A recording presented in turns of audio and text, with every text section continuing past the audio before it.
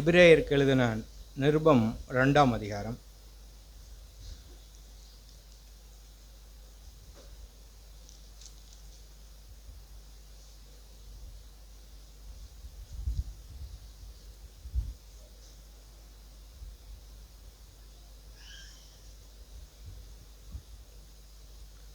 எபிரேயர் 2ஆம் அதிகாரம், பக்கம் 298ஆம் பக்கம். புதிய ஏற்பாட்டில் 298ஆம் பக்கம், 2ஆம் அதிகாரம் 4வது வசனம்.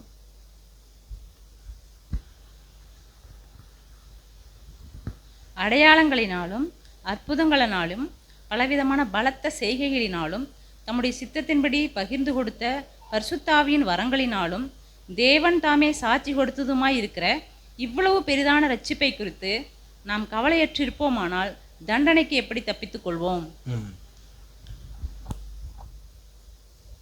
நாம் எல்லாருமே உலகத்தில் நாம் இருந்தவர்கள்.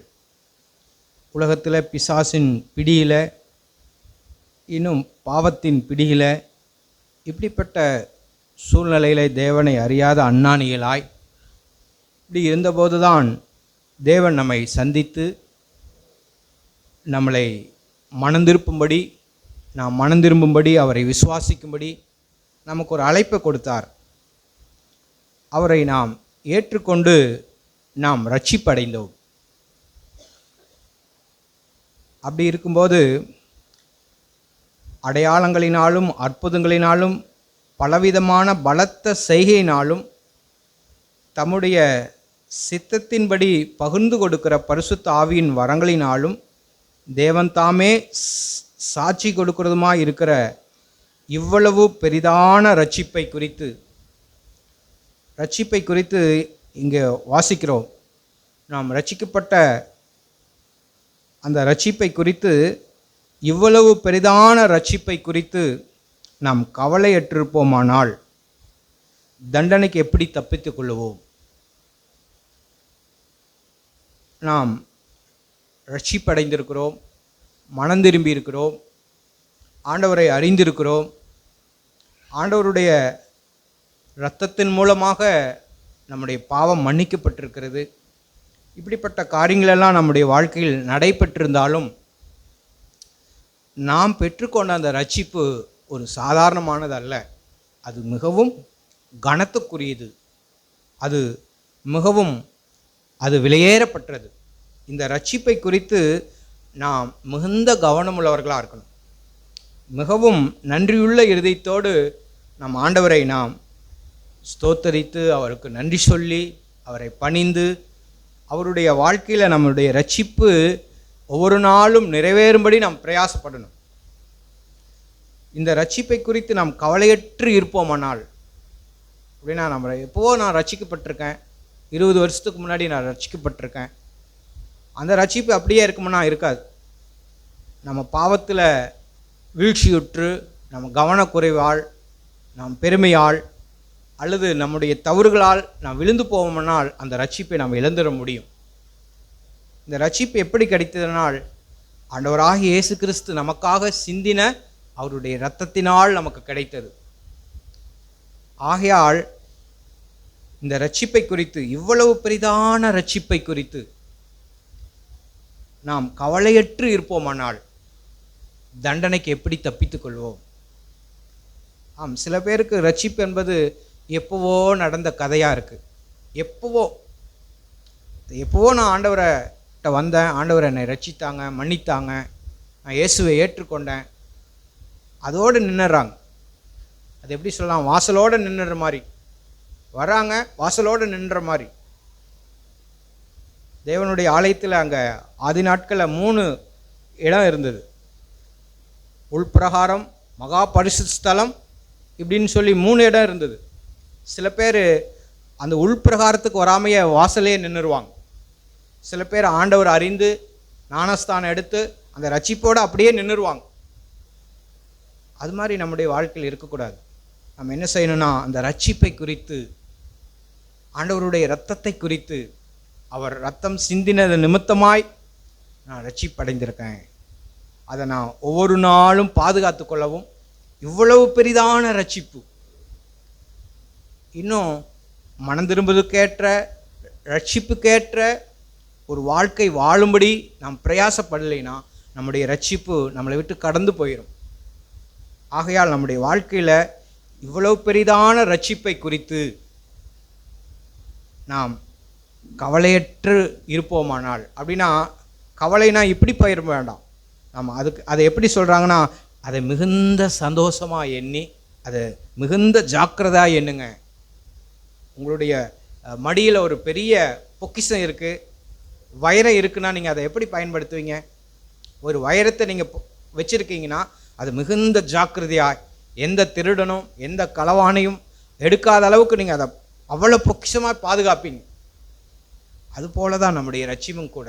ஆண்டவரே, உங்களுடைய ரத்தத்தை சிந்தி என்னை சம்பாதித்தீங்க ஆண்டவரே, அதை நான் மிகுந்த கவனமாக எண்ணிட்டு ஆண்டவரே, என்னுடைய அலட்சியத்து நிமித்தம், என்னுடைய போக்குத்தன்மை நிமித்தம் ஆண்டவரே, உங்களுடைய ரட்சிப்பை நான் கவனக்குறைச்சலாக எண்ண வேண்டாம் ஆண்டவரே.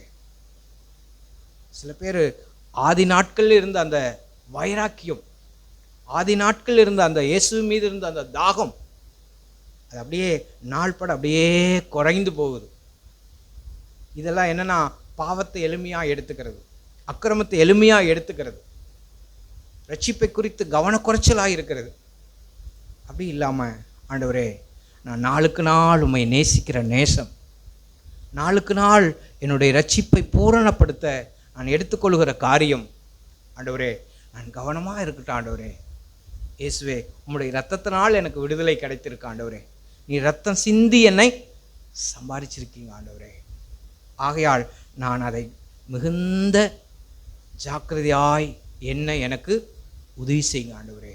நான் பெற்றுக்கொண்ட அந்த ரட்சிப்பை நான் எந்த வகையிலும் அதை இழந்து போகாத அளவுக்கு, அதை மறந்து போகாத அளவுக்கு ஆண்டவரே, என்னுடைய நடக்கையிலும் என்னுடைய பேச்சிலையும் என்னுடைய செயல்லையும் ஆண்டவரே நான் அதை பாதுகாத்து அதை பராமரித்து ஆண்டவரே நான் வளர, கிறிஸ்தேசுக்குள் வளர உதவி செய்யுங்க. ரட்சிப்பு, ஒரு நாள் ரட்சிப்பு என்பது ஒரு நாள் மட்டும் அல்ல, அது நாள் பூரா பாதுகாக்கணும். அது நாள் பூரா, வருஷம் பூரா நாம் வாழ்கிற நாளெல்லாம் அந்த ரட்சிப்பில் நாம் நிலைத்திருந்து அதை பாதுகாக்கணும்.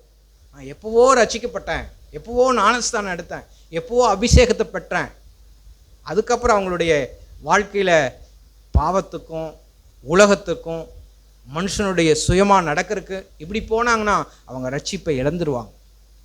அப்படிப்பட்ட ரட்சிப்பை குறித்து நாம் கவனமாய் அதை மிகவும் ஜாக்கிரதையாக எண்ணி நாம் வாழ வேண்டும். பவுல் சொல்லும்போது, உங்கள் ரட்சிப்பு நிறைவேற பிரயாசப்படுங்க. நீங்கள் ஒரு இடத்துல பெற்றுக்கொண்ட அந்த ரட்சிப்பை நீங்கள் கடந்து எடுத்துக்கிட்டு போகிறீங்க, ஒரு பொக்கிஷத்தை நீங்கள் எடுத்துக்கிட்டு போகிறீங்க உங்கள் வாழ்க்கையில். இயேசுவின் ரத்தமாகிய அந்த பொக்கிஷத்தை, அவருடைய ரட்சிப்பை, அவருடைய வாழ்க்கையை, அவருடைய சத்தியத்தை நீங்கள் எடுத்துக்கிட்டு போகிறீங்க. அதை நீங்கள் ஜாக்கிரதையாக எண்ணுங்க. இங்கே காரணத்தை கொண்டு அதை விட்டுறாதீங்க. ஏதோ ஒன்றுக்காக ஏசாவை குறித்து வாசிக்கிறோம், ஒருவேளை போஜனத்துக்காக சிஷ்டபுத்திர பாகத்தை இழந்துட்டான். அது மாதிரி ஒரு நாள் வாழ்க்கைக்காக, ஒரே ஒரு நாள் வாழ்க்கைக்காக, ஒரு மணி நேர வாழ்க்கைக்காக, ஒரு அரை மணி நேர நிகழ்ச்சிக்காக இந்த ரட்சிப்பை நாம் இழுக்க வேண்டாம் ஆண்டவரே. ஒருபோதும் நான் அதை இழக்கக்கூடாது ஆண்டவரே. எந்த மனுஷனுக்காகவும் ஆண்டவரே, நான் பெற்றுக்கொண்ட அந்த ரட்சிப்பை நான் ஒவ்வொரு நாளும் பூரணப்படுத்த ஆண்டவராக இயேசுவே எனக்கு உதவி செய்யுங்க. பவுல் சொல்லும்போது பிலிப்பியர் 2ஆம் அதிகாரத்தில் சொல்கிறார் இந்த ரட்சிப்பை குறித்து. பிலிப்பியர் 2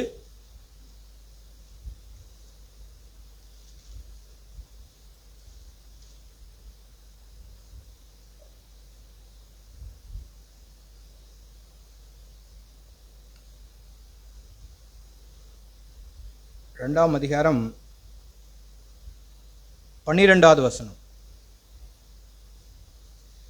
இந்த 2ஆம் அதிகாரம் 1லிருந்து வாசித்தோம்னா, அன்பிலே யாதொரு ஐக்கியமும் உருக்கமான பட்சமான இரக்கங்களும் ஏக சிந்தை ஏக அன்பு, இப்படியெல்லாம் கிறிஸ்துவனுடைய அந்த அடிச்சுவடுகளை, கிறிஸ்துவனுடைய அந்த சிந்தையை, கிறிஸ்துவனுடைய ரூபத்தை, அவர் தம்மை தாழ்த்தினதை, இதையெல்லாம் விவரித்து சொல்லிட்டு கடைசியாக அவர் அங்கே 12வது வசனத்தில் அங்கே சொல்கிறார், ஆதலால் எனக்கு பிரியமானவர்களே, ம் நீங்கள் எப்பொழுதும் ம் கீழ்ப்படுகிறபடியே, ம் நான் உங்களுக்கு சமீபமாய் இருக்கிற பொழுது மாத்திரம் அல்ல, ம் நான் தூரமாய் இருக்கிற இப்பொழுதும் ம் அதிக பயத்தோடும் நடுக்கத்தோடும் உங்கள் ரட்சிப்பு நிறைவேற பிரயாசப்படுங்கள். ஆதலால் எனக்கு பிரியமானவர்களே, ஆதலால் பிரியமானவர்களே, நீங்கள் இப்போது மாத்திரம் நீங்கள் இப்பொழுதும் கீழ்ப்படிந்திருக்கிறபடியே எப்போதும் கீழ்ப்படிந்திருக்கிறபடியே நான் உங்களுக்கு சமயமாக இருக்கும்போது மாத்திரம் அல்ல. அப்படின்னா நான் உங்களோடு கூட இருக்கும்போது மாத்திரம் நீங்கள் கீழ்ப்படுகிற மாதிரி இருக்க வேணாம். ஒரு மனுஷரை பார்க்கும்போது, சபைக்கு வரும்போது பரிசுத்தவானை போல பரிசுத்தவாட்டி போல இருக்க வேணாம். நான் தூரமாக இருக்கும்போதும், மனுஷர் இல்லாத போதும், யாருமே இல்லாத போது, ஆண்டவரே யாரும் என்னை காணாத போது, அங்கே என்ன சொல்கிறாருன்னா, நான் சமயமாக இருக்கும்போது மாத்திரமல்ல, நான் தூரமாக இருக்கிற இப்போதும் அதிக பயத்தோடும் சொல்கிறார், அதிக பயத்தோடும் நடுக்கத்தோடும் உங்கள் ரட்சிப்பு நிறைவேற பிரயாசப்படுங்க. பிரியமானவர்களே, ரட்சிப்பு என்பது நம்ம ஒவ்வொரு நாளும் பிரயாசப்பட வேண்டியதாக இருக்குது. ஒரு செடியை வைக்கிறோம், அது நட்ட உடனே நம்ம அதை என்ன செய்கிறோன்னா அதுக்கு தண்ணி ஊற்றுறோம், ஏன்னா அது வேறுடணும். அது மாதிரி ஆண்டவரே நான் ரட்சிப்பு அடைந்திருக்கேன், மனம் திரும்பி இருக்கேன், ஞானஸ்தானம் எடுத்திருக்கேன், உண்மை அறிந்திருக்கேன், அது நான் ஒரு வேறு விடுற மாதிரி. பவுல் சொல்லும்போது நீங்கள் கிறிஸ்து இயேசுவுக்குள் வேறு ஒன்றினவர்களாய், வேறு ஒன்று இருக்கு ஆண்டவரே, ஆனால் அது மீண்டும் வளரணும் ஆண்டவரே. வேறு விட்டு அது என்ன செய்யணும், வளரணும் ஆண்டவரே. அது ஆடு கழித்திடாதபடி, அல்லது அதை எதுவும் மற்ற மிருகங்கள் அதை சேதப்படுத்திடாதபடி அதை பாதுகாக்கிற மாதிரி ஆண்டவரே என்னுடைய ரட்சிப்பை நான் அப்படி பாதுகாத்து கொள்ளட்டேன் ஆண்டவரே.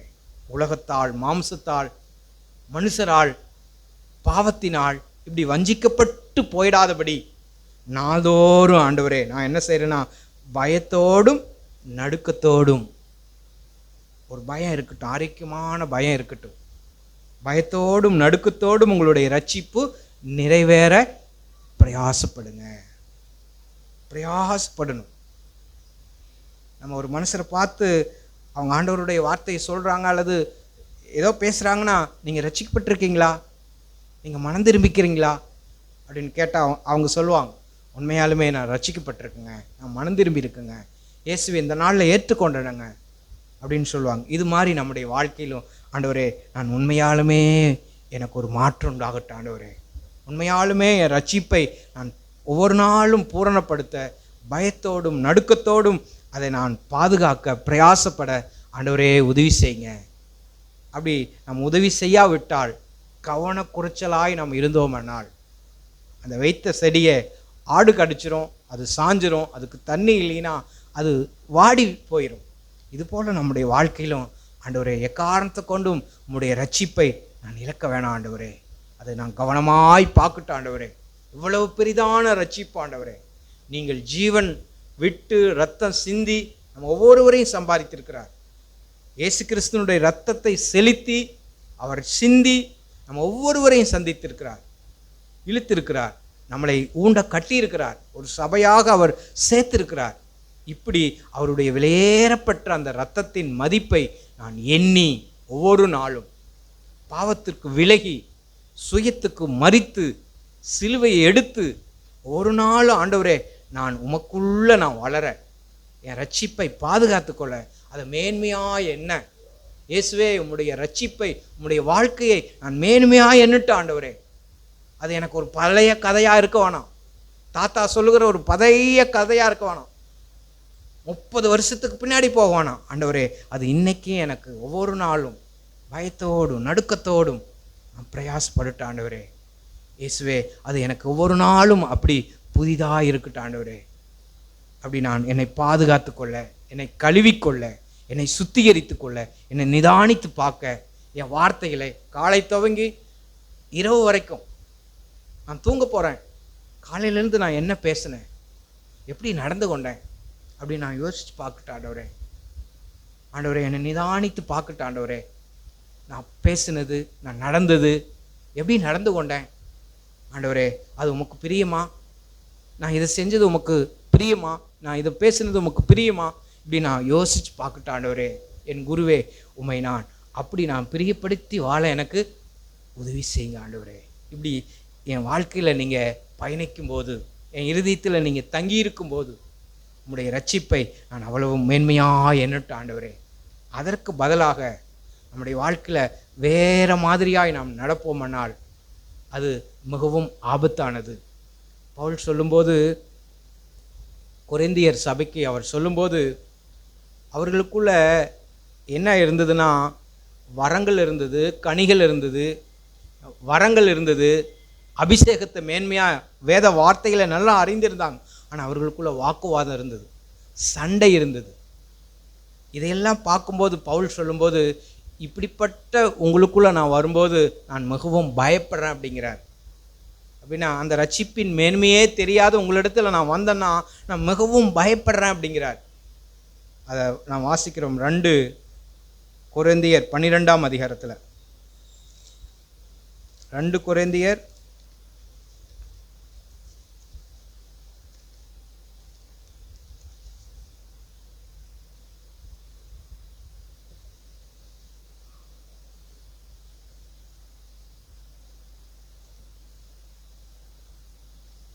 2 கொரிந்தியர் 12, 20, 21.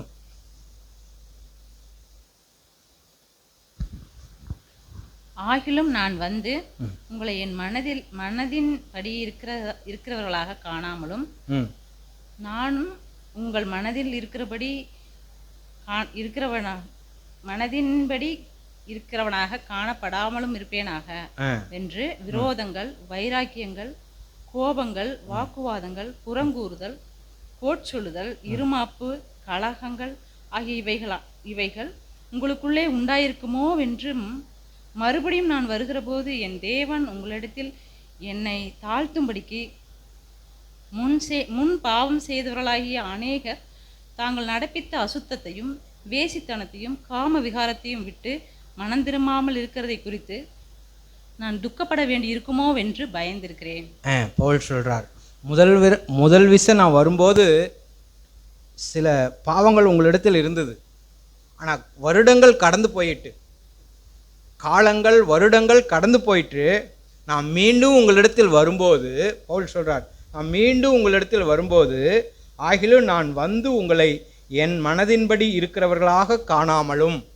அப்படின்னா நான் ஏற்கனவே உங்களிடத்தில் வந்திருக்கும்போது உங்களிடத்தில் சில பாவங்களெல்லாம் இருந்தது, சில நடவடிக்கையெல்லாம் இருந்தது, சில பாவத்தில் இருந்தீங்க, இப்படியெல்லாம் இருந்தீங்க. வாக்குவாதம், விரோதம், வைராக்கியம், கோபம், புறங்கூறுதல், இருமாப்பு, இப்படிப்பட்ட பாவமெல்லாம் இருந்தது நான் வரும்போது. ஆனால் மீண்டும் வரும்போது அப்படியே நான் உங்களை பார்ப்பேன்னா அதுக்கு என்ன சொல்கிறாருன்னா, நான் என்னை நானே தாழ்த்த வேண்டுமோ என்று சொல்லி நான் பயப்படுறேன் அப்படிங்கிறார். அப்படின்னா ரட்சிப்பின் பூரணத்தில் நீங்கள் வளராமல், மனம் திரும்புதலுக்கேற்ற வாழ்க்கை வாழாமல் இன்னும் அதே போல் நடக்கிறீங்கன்னா நான் மிகுந்த பயப்படுறேன் அப்படிங்கிறார். அதே பயம்தான் எனக்கும் வருது, அதே பயம்தான் நம்ம ஒவ்வொருவருக்கும் இருக்கணும். ஆண்டவரே, நான் வார்த்தையை கேட்குறேன், நான் வார்த்தையை வாசிக்கிறேன், சபைக்கு வர்றேன், பல வருடங்களாக வார்த்தையை கேட்குறேன், ஆனால் இன்னும் என் வாழ்க்கை மாறலையே ஆண்டவரே, என் வார்த்தை மாறலையே ஆண்டவரே, புறங்கூறுதல் மாறலையே ஆண்டவரே, வைராக்கியம் மாறலையே ஆண்டவரே, இன்னும் என்னுடைய இறுதியும் மாறலையே. வைராக்கியம் அங்கே வாசிக்கிறோம், விரோதம், வைராக்கியங்கள், கோபங்கள், வருத்தங்கள், வாக்குவாதங்கள், புறங்கூறுதல், இருமாப்பு, இவைகளெல்லாம் இருக்குதே. இன்னும் அப்படி இருந்தால் நீங்கள் மனம் திரும்பாமல் இருக்கிறத குறித்து நான் துக்கப்பட வேண்டியதாக இருக்குமோ என்று சொல்லி நான் பயப்படுறேன் அப்படிங்கிறார். இப்படி நம்முடைய வாழ்க்கையில் அந்த பாவத்தை குறித்து ஒரு விழிப்பு இல்லாமல் ஏதோ வர்றோம், ஞாயிற்றுக்கிழமை அதோடு முடிச்சுட்டு, ஏதோ கேட்குறோம் அதோடு முடிச்சுட்டு, அதே பழைய வாழ்க்கை, அதே பழைய பாவம், விட்டு வந்த பாவத்தை மீண்டும் தொடர்ந்தால் தண்டனைக்கு தப்பித்து கொள்வது எப்படி? விட்டு வந்த உலகத்தை மீண்டும் பிடித்து கொண்டால் தண்டனைக்கு தப்புவது எப்படி? இது யாரை நான் கண்டனம் பண்ணுறதுக்காக அல்ல, நம் ஜாக்கிரதையாக இருக்கும்படி, நம் உணரும்படி, ஒரு விழிப்பில்லாமல் ரட்சிப்பை குறித்து ஒரு கவனம் இல்லாமல், வாழ்க்கை குறித்து ஒரு எச்சரிப்பு இல்லாமல், ஆண்டவரே நான் என்ன செய்வேங்கிறார் பவுல். இது மாதிரி நம்முடைய வாழ்க்கையிலும் ஆண்டவரே நான் ஒவ்வொரு சமயம் மனம் திரும்பிட்டேன் ஆண்டவரே, நான் அதை கவனமாய் எண்ணட்டேன் ஆண்டவரே, ஆண்டவரே அதை பொக்கிஷமாய் காத்துக்கொள்ள எனக்கு உதவி செய்யுங்க ஆண்டவரே. யோசேப்பினுடைய வாழ்க்கை குறித்து நான் கடந்த நாட்கள் இப்படி தான் வாசித்தேன். யோசேப்பு அவரை போத்திபார் வீட்டுக்கு பிடிச்சிட்டு போகிறாங்க. அவர் இஸ்மவேலர் இடத்துல வாங்கப்பட்டார். அவருக்கு இருக்கிற அந்த வீட்டில் எல்லா அதிகாரத்தையும் ஒப்புவித்திருக்கிறார். அங்கே வாசிக்கிறோம், அந்த வசனத்தை வாசித்து நான் முடிக்கிறேன்.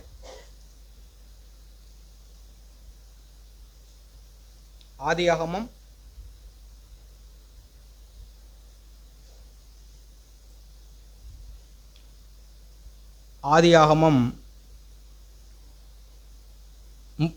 39ஆம் அதிகாரம்.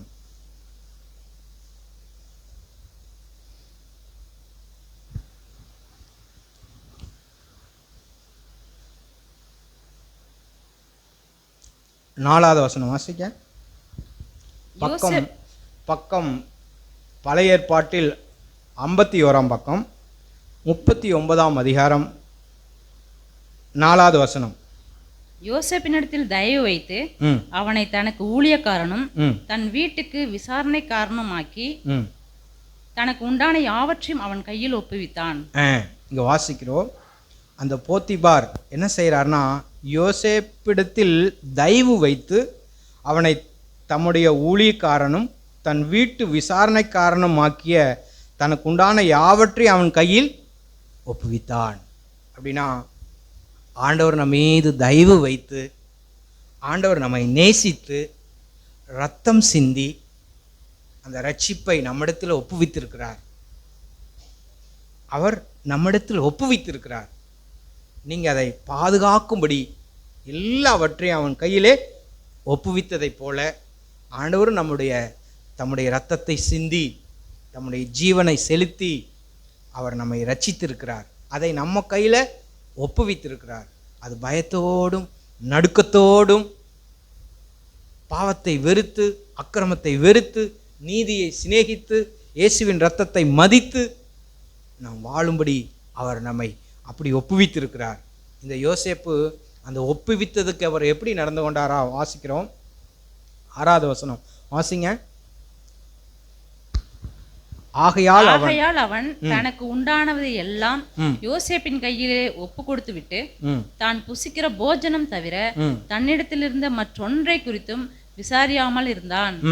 யோசேப்பு அழகான ரூபமும் சௌந்தரிய முகமும் உள்ளவனாய் இருந்தான். அவன் எப்படி இருந்தானா, எல்லாவற்றையும் தன் கையில் ஒப்புவித்திருந்தான். ஆனால் யோசேப்பு அதை எப்படி மதித்தார் என்றால், ஆண்டவரே எஜமானனே, நான் ஒரு குழியில் இருந்தேன், என்னை அங்கிருந்து தூக்குனாங்க, பாவத்தின் குழியில் நாம் இருந்தோம், நம்மை தூக்கினார் ஆண்டவர், நம்மளை ரட்சித்தார். நம்முடைய பேர் தெரியாது, நம்ம யாருன்னு தெரியாது, பாவத்தில் அக்கிரமத்தில் நம்முடைய சுய புத்தியில் இப்படியாய் ஜீவித்தோம். நம்மளை கழுவி சுத்திகரித்து நமக்கு புத்தி சொல்லி வசனத்தை சொல்லி வார்த்தை சொல்லி கழுவி நம்மளை சுத்திகரித்து ஒரு குடும்பமாய் ஒரு சபையாய் வைத்திருக்கிறார்.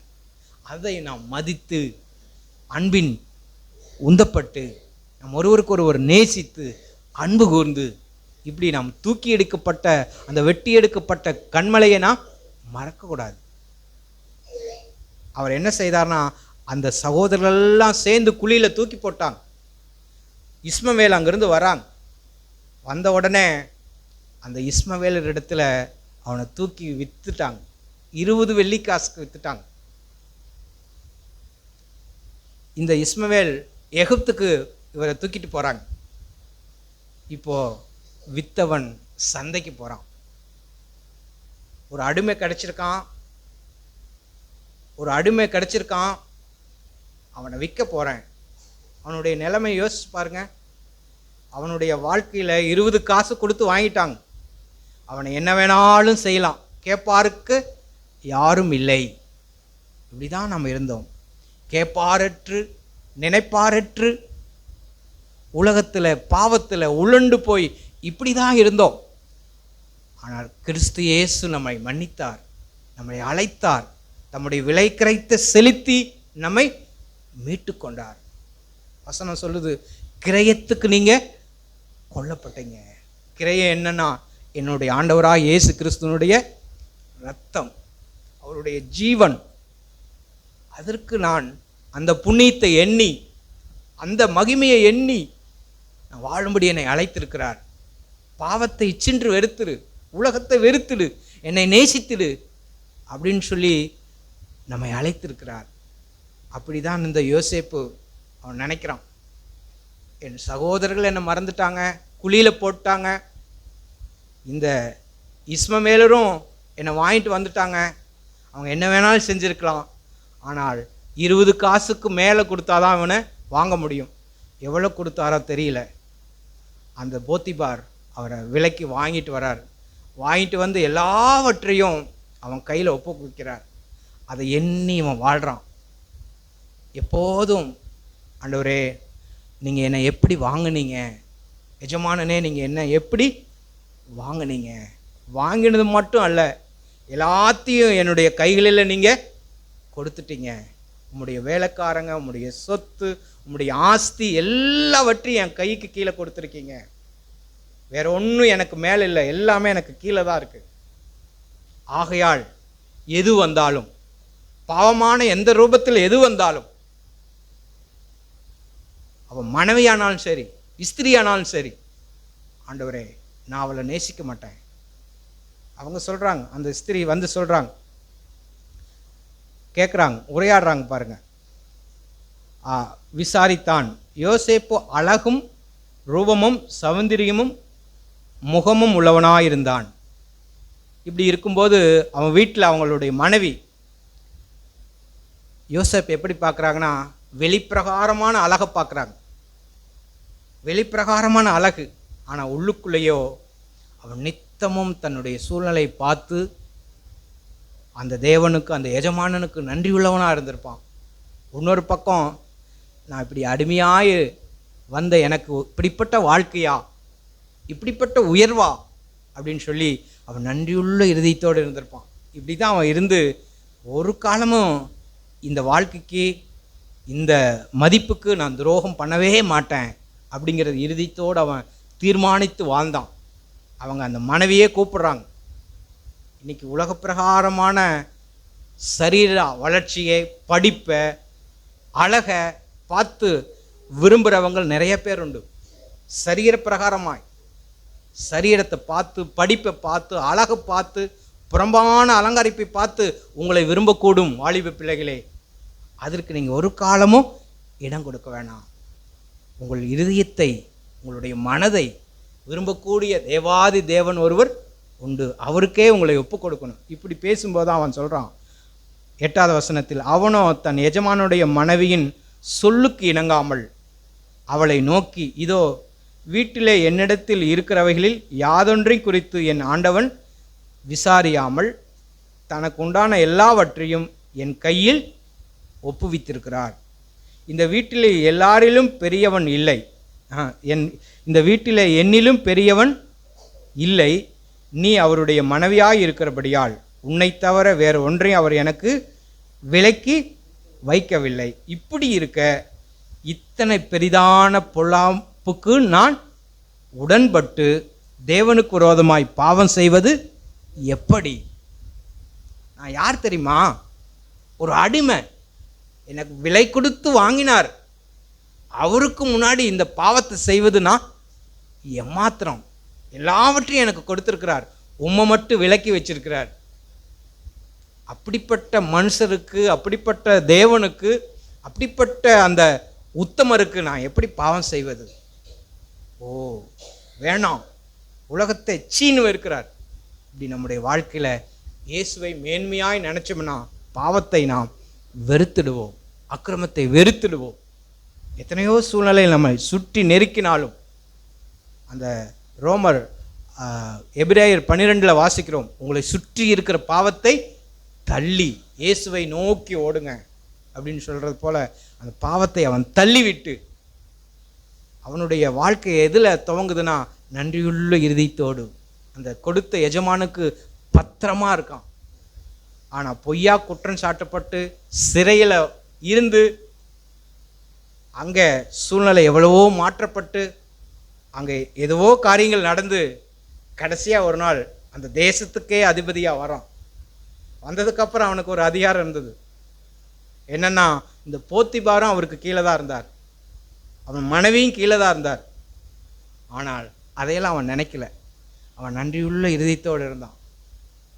விலக்கி இந்த நிலைமைக்கு வந்ததுக்கு காரணமே அவர் தான் அப்படின்னு சொல்லி அவன் நன்றியுள்ள இருதயத்தோடு இருந்தான். அவன் பழி வாங்கவே இல்லை. பின்னாட்களில் இந்த போத்திபாரும் அந்த யோசேப்புக்கு கீழே இருந்தான். உன்னுடைய வாக்கு நின்று ஒரு வாள் கூட ஆடாது, அல்லது உன்னுடைய அதிகாரத்தின் கீழே எல்லாமே இருக்குன்னு பார்வான் சொல்லியிருப்பார். ஆனாலும் அவன் நன்றியுள்ள இருதயத்தோடு இருந்தான். இது மாதிரி நம்முடைய வாழ்க்கையில் ஆண்டவரே சகலமும் உமக்கு கீழ்ப்பட்டிருக்க ஆண்டவரே, நானும் உமக்கு கீழ்ப்பட்டிருக்க ஆண்டவரே, நீங்கள் என்னை ரட்சிப்பு கொடுத்து உங்களுடைய மகிமை கொடுத்து என்னை அழைச்சிருக்கீங்க. தீமோத்தேயுக்கு பவுல் சொல்லும்போது 2 தீமோத்தேயு 1:14 நான் வாசிக்கிறேன்.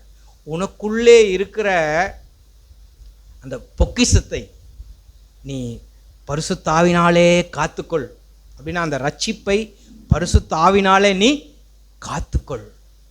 தேவனை, தேவனுடைய வார்த்தையை, பிரசன்னத்தை, வாழ்க்கையை நீ அதுக்குள்ளேயே காத்துக்கொள்.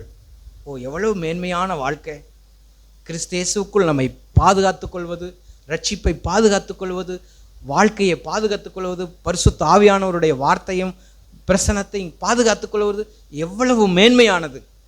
இதை உனக்குள்ளே வாசம் பண்ணுகிற அந்த பரிசுத்த ஆவினாலே நீ காத்து கொள்ளுங்கிறார் பவுல். இதுபோல் இந்த மனுஷனும் அவனுக்கு ஒப்புவிக்கப்பட்டதை காத்து கொண்டார். இது மாதிரி நம்முடைய வாழ்க்கையிலும் நாம் ரட்சிப்பை பாதுகாத்து கொள்வோம். நாம் ரட்சிப்பை குறித்து கவலையற்று இருக்க வேண்டாம். மிகுந்த பயத்தோடும் நடுக்கத்தோடும் நம்முடைய ரட்சிப்பு நிறைவேற நாம் பிரயாசப்படுவோம். தேவன் நம்ம ஒவ்வொருவருக்கும் உதவி செய்வாராக. இன்னும் நம்முடைய வாழ்க்கையில் ஆண்டவரே, நான் ஒவ்வொரு விஷயத்தில் ரட்சிப்படையணும் ஆண்டவரே, ஒவ்வொரு விஷயத்தில் நான் கழுவணும் ஆண்டவரே, ஒரு பூரணத்தை நோக்கி போகணும் ஆண்டவரே. ஆவியில் உண்டான அசுசி, மாம்சத்தில் உண்டான அசுசி, இதையெல்லாம் நான் கழுவிக்கொள்கிறேன் ஆண்டவரே. நாளோடு என்னை கழுவிக்கிறேன், என்னை சுத்திகரித்துக்கிறேன். இப்படி நம்ம ஒவ்வொரு நாள் அந்த பூரணத்தை நோக்கி, அந்த ரட்சிப்பின் பூரணத்தை நோக்கி, கிறிஸ்து இயேசுவை நோக்கி நாம் கடந்து செல்வோம். தேவன் நம்ம ஒவ்வொருவருக்கும் உதவி புரிவாராக. நான் இது ஏதோ தேறினாகவோ அல்லது நான் அடைந்தேன் என்று அல்ல, நான் அதை விரும்புகிறேன். ஆண்டவர் எனக்கு உதவி செய்வார். நம்ம ஒவ்வொருவருக்கும் உதவி புரிவாராக. ஆமீன்.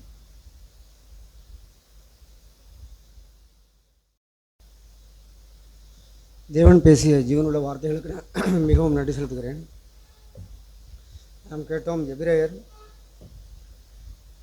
2:4 அடையாளங்களினாலும் அற்புதங்களினாலும் பலவித பலத்த செய்கைகளினாலும் தம்முடைய சித்தத்தின்படி பகிர்ந்து கொடுத்த பரிசுத்த ஆவியின் வரங்களினாலும் தேவன் தாமே சாட்சி கொடுத்ததுமாய் இருக்கிற இவ்வளவு பெரிதான ரட்சிப்பை குறித்து நாம் கவலையற்றிருப்போமானால் தண்டனைக்கு எப்படி தப்பித்துக் கொள்வோம்?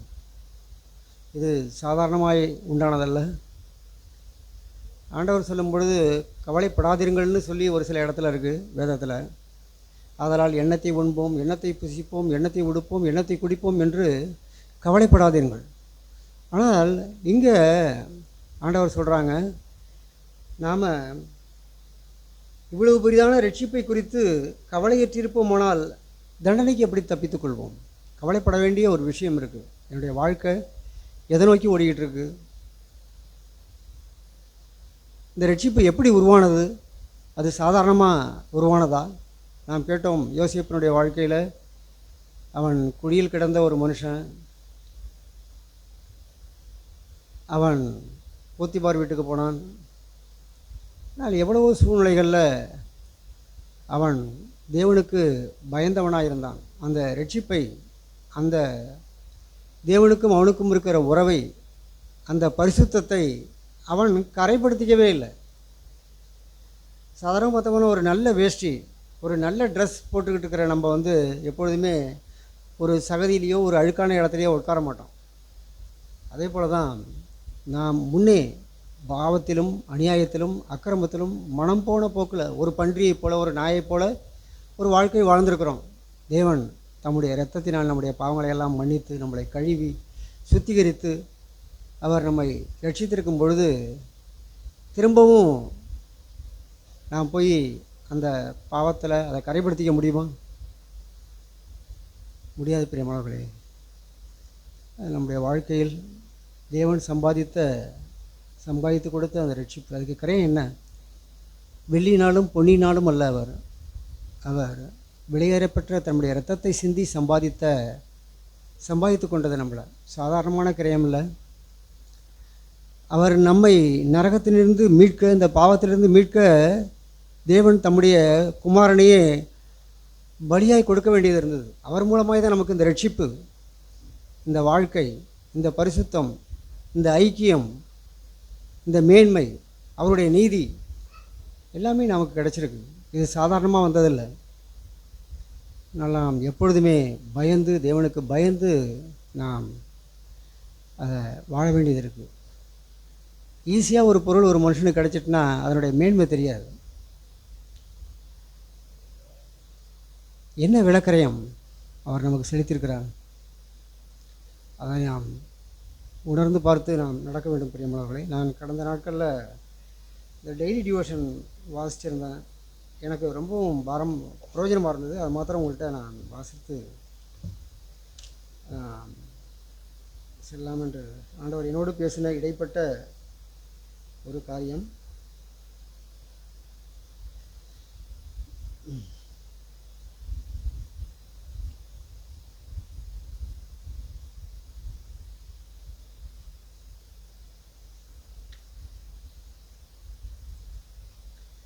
அதாவது, இன்று அவருடைய சத்தம், ஜெபமின்றி கிறிஸ்தவ ஜீவியம் இல்லை,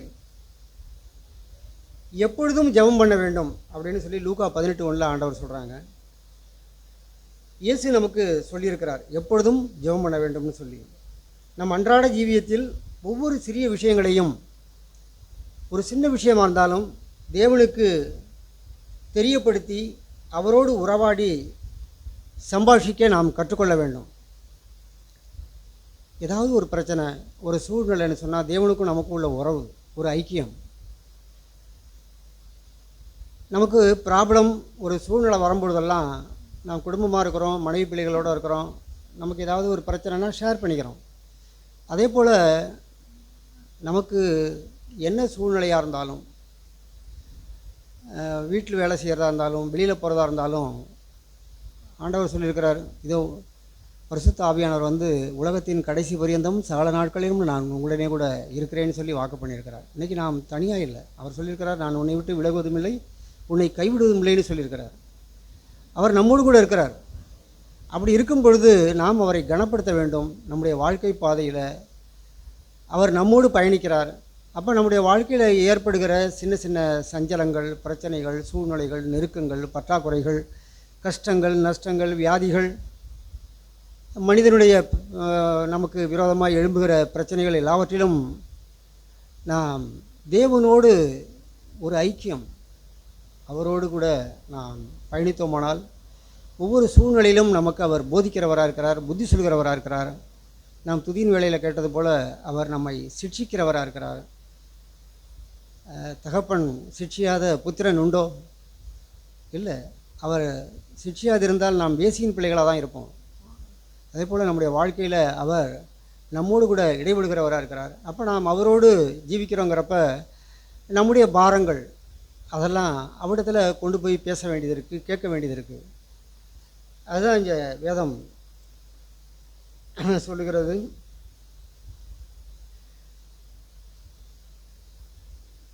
அவரோடு உறவாடி சம்பாஷிக்க நாம் கற்றுக்கொள்வது மிக மிக நல்ல பழக்கமாகும். இந்த அனுபவம் நம்முடைய தினசரி பழக்கத்திற்கு வந்துவிட்டால் நாம் அந்நாள் முழுவதும் ஒரு ஜெப ஆவியால் இறந்தவர்களாய் இருப்போம். நம்முடைய ஸ்பிரிட்டு பொழுதனைக்கும் வாழ்கிற வாழ்க்கை யாரோடு இடைப்பட்டிருக்கு? நம்முடைய நேரத்தையும் காலங்களையும் நாம் யாரோடு இடைப்பட்டுக்கிட்டு இருக்கோம்? எவ்வளோ தேவனுடைய மனுஷர்கள் பார்த்தோம்னா சமையல் கட்டில் வேலை செய்வாங்க, எத்தனையோ பாத்திர சத்தங்கள் கேட்கும், ஆனாலும் அவருடைய ஐக்கியம் தேவனோடு இருக்கும். அந்த சத்தம்லாம் அவர்களை ஒன்றும் பாதிக்காது. சில சமயத்தில் நான் பார்ப்பேன், பஸ்ஸில் வந்துக்கிட்டு இருப்போம், பாட்டு எக்கச்சக்கமாக காதை கிழிக்கும்.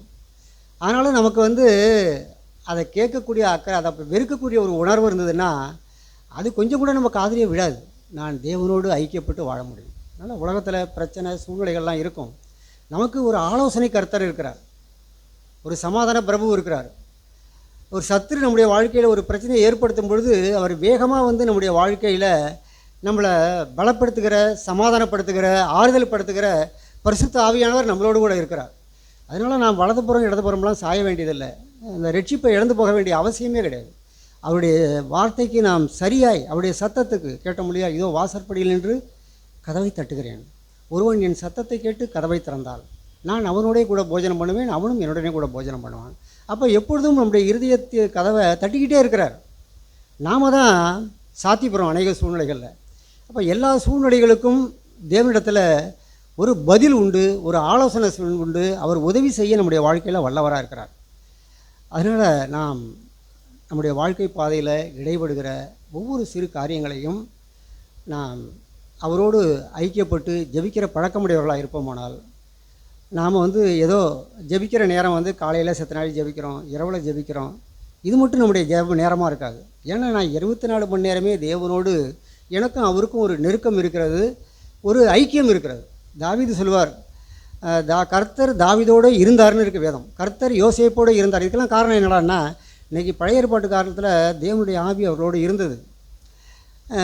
தாவீது ஒரே ஒரு வார்த்தை தான் சொல்லுவான், அவன் மணிக்கணக்காக உட்காந்து ஜெபம் பண்ணல, இந்த அகிதோப்பேலின் ஆலோசனையை அபத்தமாக்கி போட்டுருமா ஆண்டவரே, அவ்வளவுதான் அந்த பிரச்சனை, அவ்வளவுதான். ஆண்டவர் வந்து மணிக்கணக்காக உட்காந்து நம்ம ஜெபிச்சு செய்யணுங்கிறது அவசியமே கிடையாது. அவருக்கும் எனக்கும் ஒரு உறவு இருந்தால் நம்முடைய பெருமூச்சை அவர் கேட்கிறவராக இருக்கிறார். அதனால் தேவனுக்கும் எனக்கும் உள்ள ஒரு உறவு, ஒரு பாலம் எதுனா ஜெபந்தான். நான் குடும்பத்தில் இருந்தாலும், வெளியில் வேலை ஸ்தலத்தில் இருந்தாலும், எங்கே இருந்தாலும் நம்முடைய நினைவுகள், நம்முடைய யோசனைகள் எல்லாமே தேவனோடு ஒரு நிரந்தரமான ஒரு ஐக்கியம் இருக்குமானால், எப்படின்னா இந்த கரண்ட் கனெக்ஷன் வந்து சரியாக இருக்குமானால் லைட்டு ஃபேனு எல்லாமே ஓடிக்கிட்டு இருக்கும். அங்கே கனெக்ஷன் வந்து லைட்டு கீட்டு பூத்து பூச்சின்னு வச்சுக்கலாம். அங்கே கரண்ட்டில் இங்கே மினுக்குன்னு தான் எரியும், ஒரு பிரச்சனையுமே இருக்காது. காரணம் என்னடான்னா அங்கே பூத்து பூச்சி லைன். அதனால் தேவனுக்கும் எனக்கும் உள்ள உறவுகளில் எங்கே பிரச்சனை வருதோ அப்போ தான் நம்முடைய வாழ்க்கையில் குளறுபடி ஏற்பட்டுடுது, ஒரு தெளிவு இல்லை, ஒரு வெளிச்சம் இல்லை, குழப்பமாக இருக்குது. அதனால் ஆண்டவரே, இந்த பூலோக வாழ்க்கையில் நான் எதை இழந்தாலும் உனக்கும் எனக்கும் இருக்கிற ஐக்கியத்தை மட்டும் நான் இழக்கவே கூடாது ஆண்டவரே. அதுக்காக தான் ஆண்டவர் கதறினார், ஏலி ஏலி ஏலாமா சபக்தானி அப்படின்னு சொல்லி, பிதாவே என் தேவனே என் தேவனே ஏன் என்னை கைவிட்டீர். அவருக்கும் ஆண்டவருக்கும் இருக்கிற உறவு வந்து அது நிரந்தரமான எல்லா சூழ்நிலையிலும் அந்த உறவு இருந்தது. அவர் சிறுவையில் இருக்கும் பொழுது அந்த கொஞ்சம் மணி நேரத்தில் அவர் கைவிட்டார். ஏன் என்னை கைவிட்டீர்னு சொன்னார். பிரியமானவர்களே, நம்முடைய வாழ்க்கையில் அவர் ஒவ்வொரு சூழ்நிலையிலுமே அவர் பிதாவை சார்ந்திருந்தார். அவர் வந்து நானும் பிதாவும் ஒன்றாக இருக்கிறோம், பிதா சொல்லுகிறத தான் நான் செய்கிறேன். இந்த பூமிக்கு நான் வந்தது அவருடைய எனக்கு ஒரு சரீரத்தை ஆயத்தம் பண்ணியிருக்கிறீர், நான் உங்களுடைய சித்தம் செய்ய வருகிறேன்னு தான் சொல்லி ஒவ்வொரு சூழ்நிலையிலும் ஒவ்வொரு நாளும் கூட அவர் பிதாவை சார்ந்திருந்தார். இந்த சூழ்நிலையில் நான் என்ன செய்யட்டும் ஆண்டவரே, நான் என்ன பேசட்டும், நான் எங்கே போகட்டும், எல்லாத்துலேயுமே அவர் சார்ந்திருந்தார். அதனால தான் அவருடைய வாழ்க்கை பயணம் சீராக இருந்தது. ஒரு இடத்துல கூட அவருடைய வாழ்க்கையில் குழப்பம் இல்லை, குளறுபடி இல்லை, தெளிவாக இருந்தது. கூட நம்முடைய வாழ்க்கையிலும் இன்றைக்கும் பரிசுத்த ஆவியானவர் நாம் கொடுக்கப்பட்டிருக்கிறார். அந்த ஆவியானவரை நாம் பெற்றுக்கொண்டோமானால் நம்முடைய வாழ்க்கையில் ஒருபோதும் கரைப்படுத்திக்க மாட்டோம், ரட்சிப்பை ஒருபோதும் நாம் இழந்து போகவே மாட்டோம். இது சொல்லப்பட்டது போல் இவ்வளவு பெரிதான ரட்சிப்பு இதெல்லாம் யாருக்கு கிடைக்கும்? உலகத்துக்கு கிடைக்குமோ? பழைய ஏற்பாடு காலத்தில் பார்த்தோம்னா ஓங்கும் புயமும் பலத்த கரமும் கொண்டு இந்த இஸ்ரவேல் ஜனங்களை எகிப்திலிருந்து தேவன் மீட்டு கொண்டு வந்தார். எவ்வளவு அற்புதம் அடையாளங்கள்லாம் அவர்கள் பார்த்தவர்கள் தெரியுமா? ஆனாலும் வனாந்தரத்தில் வந்து ஒரு சின்ன சின்ன விஷயத்துக்கு அங்கே அவர்கள் இறைச்சிக்காகவும் தண்ணீருக்காகவும் கூக்குரலிட்டார்கள், புலம்பினார்கள், அவர்கள் தேவனை பரீட்சை பார்த்தார்கள், எவ்வளோ காரியங்கள்லாம் தேவன் அவர்கள் செய்தார்கள். அதனால் அந்த 1 கொரிந்தியர் 10 பார்த்தோம்னா அதில் எழுதப்பட்டிருக்கு, தேவன் அவர்கள் எல்லாரும் ஒரே ஞான போஜனத்தை குடித்தார்கள், எல்லாம் செஞ்சாங்க. ஆனாலும் தேவன் அவர்களிடத்தில் அநேகரிடத்தில் அவர் பிரியமாய் இருந்ததில்லை. இவைகளெல்லாம் நமக்கு திஷ்டாந்தரமாக எழுதப்பட்டிருக்கிறது. அவர்கள் வனாந்தரத்தில் பாம்புகளால் அழிக்கப்பட்டார்கள், அவர்கள் முறுமுறுத்தார்கள், எவ்வளோ காரியங்களாம் செஞ்சாங்க. அதனால் நம்முடைய வாழ்க்கையில் முறுமுறுக்காத ஒரு வாழ்க்கை, குறை சொல்லாத ஒரு வாழ்க்கை. ரட்சிப்புனா என்ன? என்னுடைய கோபத்திலிருந்து, என்னுடைய பாவ பழக்க வழக்கத்திலிருந்து, என்னுடைய கண்களின் இச்சையிலிருந்து, என்னுடைய பெருமையிலிருந்து எல்லாத்துலேயுமே நாம் ரட்சிப்படைய முடியும். ரட்சிப்புங்கிறது ஏதோ ஒரு நாள் முடிகிறது காரியம் இல்லை. எவ்வளோ காரியங்களில் நாம் தோற்று போயிருக்கிறோம், கண் சொருகி போன கூடராக இருக்கிறோம். நான் ரட்சிக்கப்பட வேண்டியது நாள்தோறும். நான் கல்லறைக்கு போகிற நாள் வரைக்கும் நான் மணந்துட வேண்டியது அவசியமாக இருக்குது. பிரியமானவர்களே, நம்முடைய வாழ்க்கையில் வேதம் சொல்கிறது, நீங்கள் ஒன்றுக்கும் கவலைப்படாமல் எல்லாவற்றையும் குறித்து ஸ்தோத்திரத்துடன் கூடிய ஜெபத்தினாலும் வேண்டுதலினாலும் தேவனுக்கு தெரியப்படுத்துங்கள். அப்பொழுது எல்லா புத்திக்கும் மேலான தேவ சமாதானம் உங்கள் சிந்தைகளையும் இருதயங்களையும் கிறிஸ்து இயேசுக்குள்ளாய் காத்துக்கொள்ளும்னு வேதம் சொல்லுது. இப்போ நம்ம என்ன செய்யணும்? ஒரு காரியத்தை கூட நாம் கவலைப்படக்கூடாது. நாம் எல்லாத்தையும் அவரிடம் தெரியப்படுத்த வேண்டியது இருக்குது. அப்போ நான் அவரிடத்தில் பேசிக்கிட்டே இருப்பேனே, ஆனால் எப்படி இருக்கும் அவருக்கும் நமக்கும் உள்ள ஐக்கியம்? அவர் இதில் அதான் சொல்லப்பட்டிருக்கு. ஃபஸ்ட்டு சின்ன சின்ன பாரம் நம்முடைய வாழ்க்கையில் இருக்கும். இது எனக்கு ரொம்பவும் பிரயோஜனமாக இருந்தது. அதாவது தேவனுக்கு, அதாவது நம் அன்றாட ஜீவியத்தில் ஒவ்வொரு சிறிய விஷயங்களையும் தேவனுக்கு தெரியப்படுத்தி அவரோடு உறவாடி சம்பாஷிக்க நாம் கற்றுக்கொள்வது மிக மிக நல்ல பழக்கமாகும். இந்த அனுபவம் நம்முடைய தினசரி பழக்கத்திற்கு வந்துவிட்டால் நாம் அந்நாள் முழுவதும் ஒரு ஜெப ஆவியால் நிறைந்தவர்களாய் இருப்போம். இவ்விதமாய் நாம் தேவனோடு பேசி உறவாடும் நேரம் ஒரு மகிழ்ச்சியின் நேரமாகவே நமக்கு மாறிவிடும். நமக்கு ஜெபம் ஒரு காலம் ஒரு சடங்காச்சாரமாகவே இருக்காது. மேலும் நாம் ஆச்சரியப்படத்தக்க வகையில் தேவன் நம்முடைய இருதயத்தில் நம்மோடு பேசுவதையும் நம்மோடு நம் ஜெப வேளையில் கண்டுகொள்வோம். அதே சமயம் நாம் ஜெப ஜீவியத்தில் வளர்ச்சி அடையும் போது ஜெபம் நமக்கு ஒரு கடினமான பணியாக இருப்பதையும் காண்போம். அதாவது தேவன் நம் இருதயத்தில் வழங்கும் சிறு சிறு பாரங்களுக்காக உண்மை உள்ளவர்களாக இருந்து ஜெபித்தால் இந்த தேவன் நமக்கு அதிகமான பாரங்களை நம் இருதயத்தில் தருவதையும் காண முடியும். விதமாய் பிறரை தேவன் ஆசீர்வதிக்கும் பணியில் நாமும் அவரோடு இணைந்து தேவனுக்கு உடன் வேலையாட்களாய் மாறிவிடுகிறோம். இயேசு பலத்த சத்தத்தோடும் கண்ணீரோடும் ஜெபித்திருக்கிறார் என்று எபிரேயர் 5:7 சொல்லுகிறது. ஒரு சமயம் அவர் கெத்செமனேயில் ஜெபித்த பொழுது அவருடைய வியர்வை இரத்தத்தின் பெருந்துளிகளாய் தரையிலே விழுந்தது. ஆம், ஜெபத்தில் தீவிரம் கொண்டிருந்தார். ஒரு சமயம் அவர் முழுவதும் ஜெபத்தில் தரித்திருந்தார். மேலும் அவர் அடிக்கடி தனியே வனாந்தரத்திற்கு சென்று ஜெபிக்கும் பழக்கத்தை உடையவராகவும் இருந்தார். ஜெபம் எவ்வளவு முக்கியமானது என்பதை இயேசுவின் முன்மாதிரி நமக்கு தெளிவாக காண்பிக்கிறது. அவரே இவ்வளவு அதிகம் ஜெபிக்க வேண்டியிருந்தால் நீங்களும் நானும் எவ்வளவு அதிகம் ஜெபிக்க வேண்டும். ஆகவே சோம்பலுக்கு எதிராக கடும் யுத்தம் செய்து என்ன விலைக்கரையம் ஆனாலும் ஒரு ஜெபிக்கும் மனிதனாக அல்லது மனுஷியாக நீங்கள் மாறிவிடுவதற்கு தீர்மானமாய் உறுதி பூண்டு விடுங்கள். பிரியமானவர்களே, நம்முடைய வாழ்க்கையில் ஏராளமான தேவைகள் இருக்குது. பிரச்சனை இல்லாதவங்களே கிடையாது. அதனால் நாம் தேவனுக்கும் எனக்கும் உள்ள உறவு ஒரு நெருக்கமான ஒரு உறவு இருக்குமானால் ஒரு மனுஷனோடு பேசுவது போல பார்த்தோம்னா மோசையோடு தேவன் முகமுகமாய் பேசினார்னு இருக்குது. ஆபிரகாமோடு தேவன் முகமுகமாய் பேசினார். ஆபிரகாம் தேவனுக்கு பயப்படுகிற ஒரு மனுஷனாக இருந்தான். ஆபிரகாமை என்னுடைய சிநேகிதன் என்று சொன்னார். அதே போல் இன்றைக்கும் நம்மோடு கூட தேவன் அப்படிப்பட்ட ஒரு ஐக்கியம் கொள்ள தான் தேவன் விரும்புகிறார். அப்படி அதாவது ஒளியானது உலகத்திலே வந்திருந்தும் மனுஷனுடைய கிரியைகள் பொல்லாததாக இருக்கிறதுன்னு யோவான் சொல்கிறார். அதே போல் ஒளி நம்மிடத்தில் வந்துட்டோம்னா நம்மிடத்தில் இருக்கிற இருளெல்லாம் ஓடி போய்விடும். அதனால் அந்த ஒளியாகிய ஆண்டவரை எப்பொழுதும் நாம் இருக பிடித்துக் கொள்வோம். தேவன் நமக்கு உதவி செய்வாராக. ஆமென்.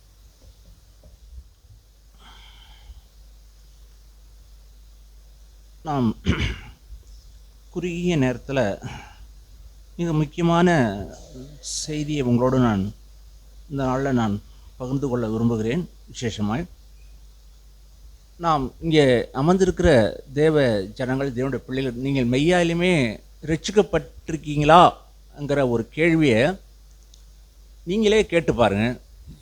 எனக்கு பதில் சொல்ல வேண்டாம், மற்றவங்க யாருக்கும் பதில் சொல்ல வேண்டாம். நீங்கள் ரட்சிக்கப்பட்டிருக்கீங்களா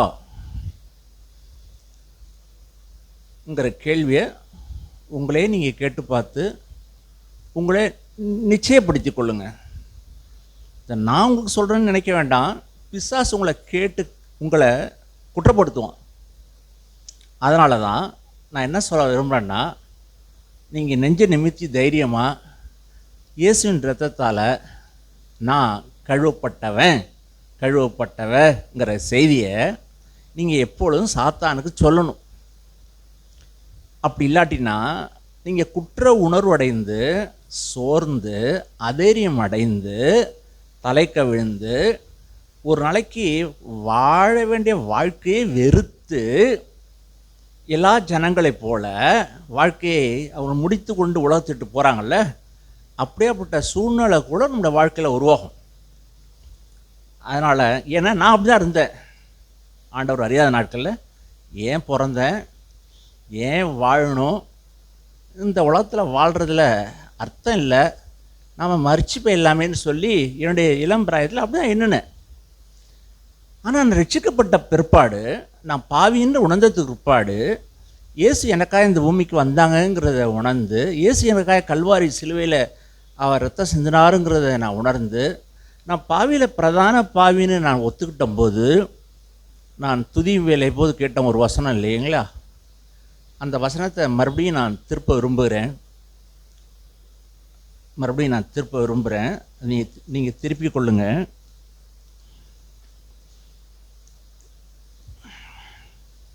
மூணாம் அதிகாரம்.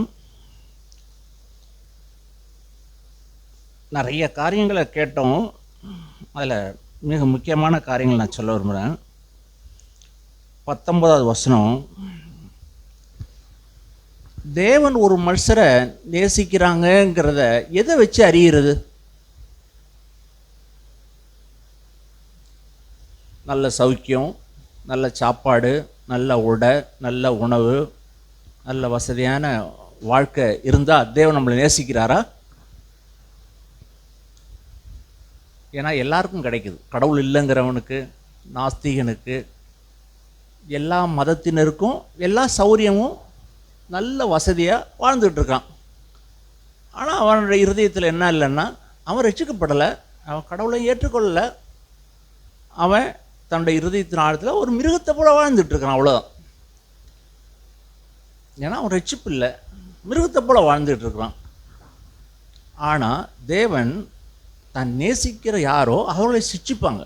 ஏன்னா, எப்பா மகனே மகளே, உனக்கு ரட்சிப்பு தேவை, ஒரு கண் கண்டபடி நடந்துக்கிட்டு இருக்கிற, உனக்கு வாய் வந்தபடியெல்லாம் நீ பேசிக்கிட்டு இருக்கிற, உன்னுடைய நிலைமை தாறுமாறாக இருக்குது, எது மேலேயோ உன்னுடைய கவனத்தை, மனதை, சிந்தை அதில் வச்சிருக்கிற, அழிந்து போகிற உலகத்தின் மேலேயும் அழிந்து போகிற பொருள் மேலேயும் மனசை வச்சிருக்கிற, உன்னை யாரோ உன்னை ஏதோ ஒன்று சொல்லிட்டாங்க, உன்னை நடத்துனது நிமித்தம் திரும்ப திரும்ப உன்னுடைய இருதயத்தில் அவங்கள குறித்தே இருதயத்தில் கசப்பம் வைராக்கியம் கொண்டவனாக இருக்கிற. ஏன்னா என்னை நான் மற்றவங்களை ஆராதிக்காமல் இருக்கலாம், மற்ற விக்கிரகங்களை நம்ம ஆராதிக்காமல் இருக்கலாம், நம்ம தம்பி சொன்னது போல். ஆனால் என்னையே நான் ஆராதிக்கிறவனா இருக்க முடியும்.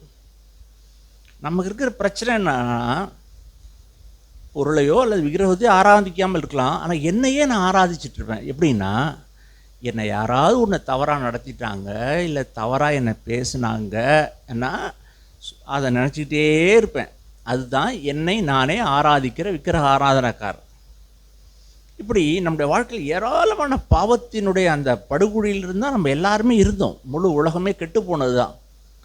நம்மளை மீட்பதற்கு தான் தேவன் தம்முடைய செல்ல மகனை இந்த உலகத்துக்கு அனுப்பிச்சாங்க.